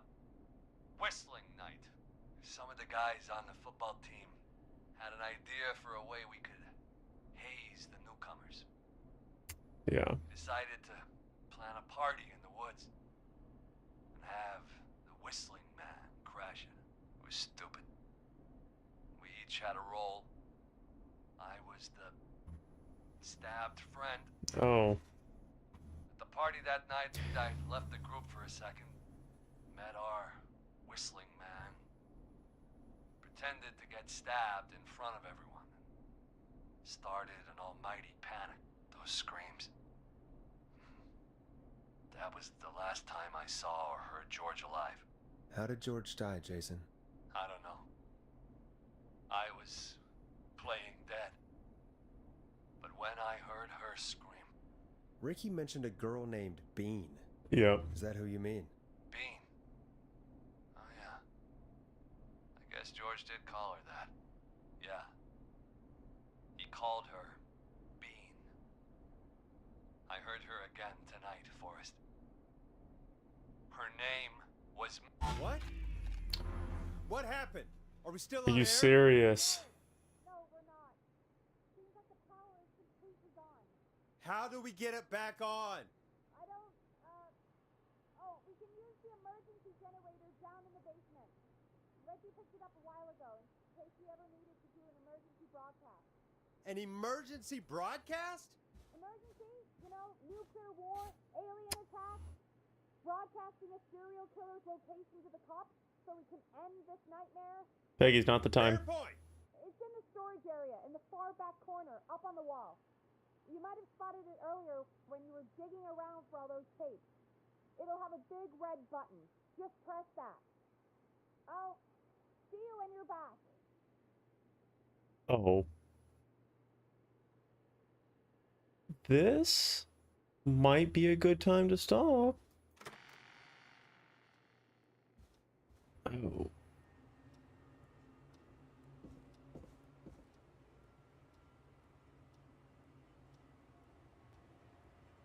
Yeah, I think 3 hours is probably good enough. Now, the next stream will probably finish this up.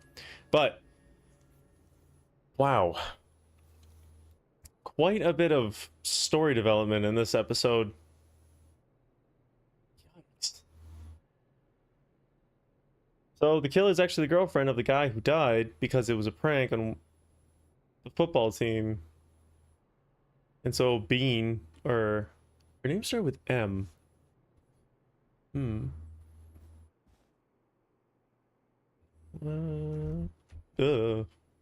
Hate those doors. Yeah, so her name starts with M. That's all I heard. But yeah, I'm gonna end it there. Thank you so much for joining me. And if you're watching this VOD afterwards, thank you so much for tuning in afterwards. Yeah, and I'll see you in the next stream and or video. Bye.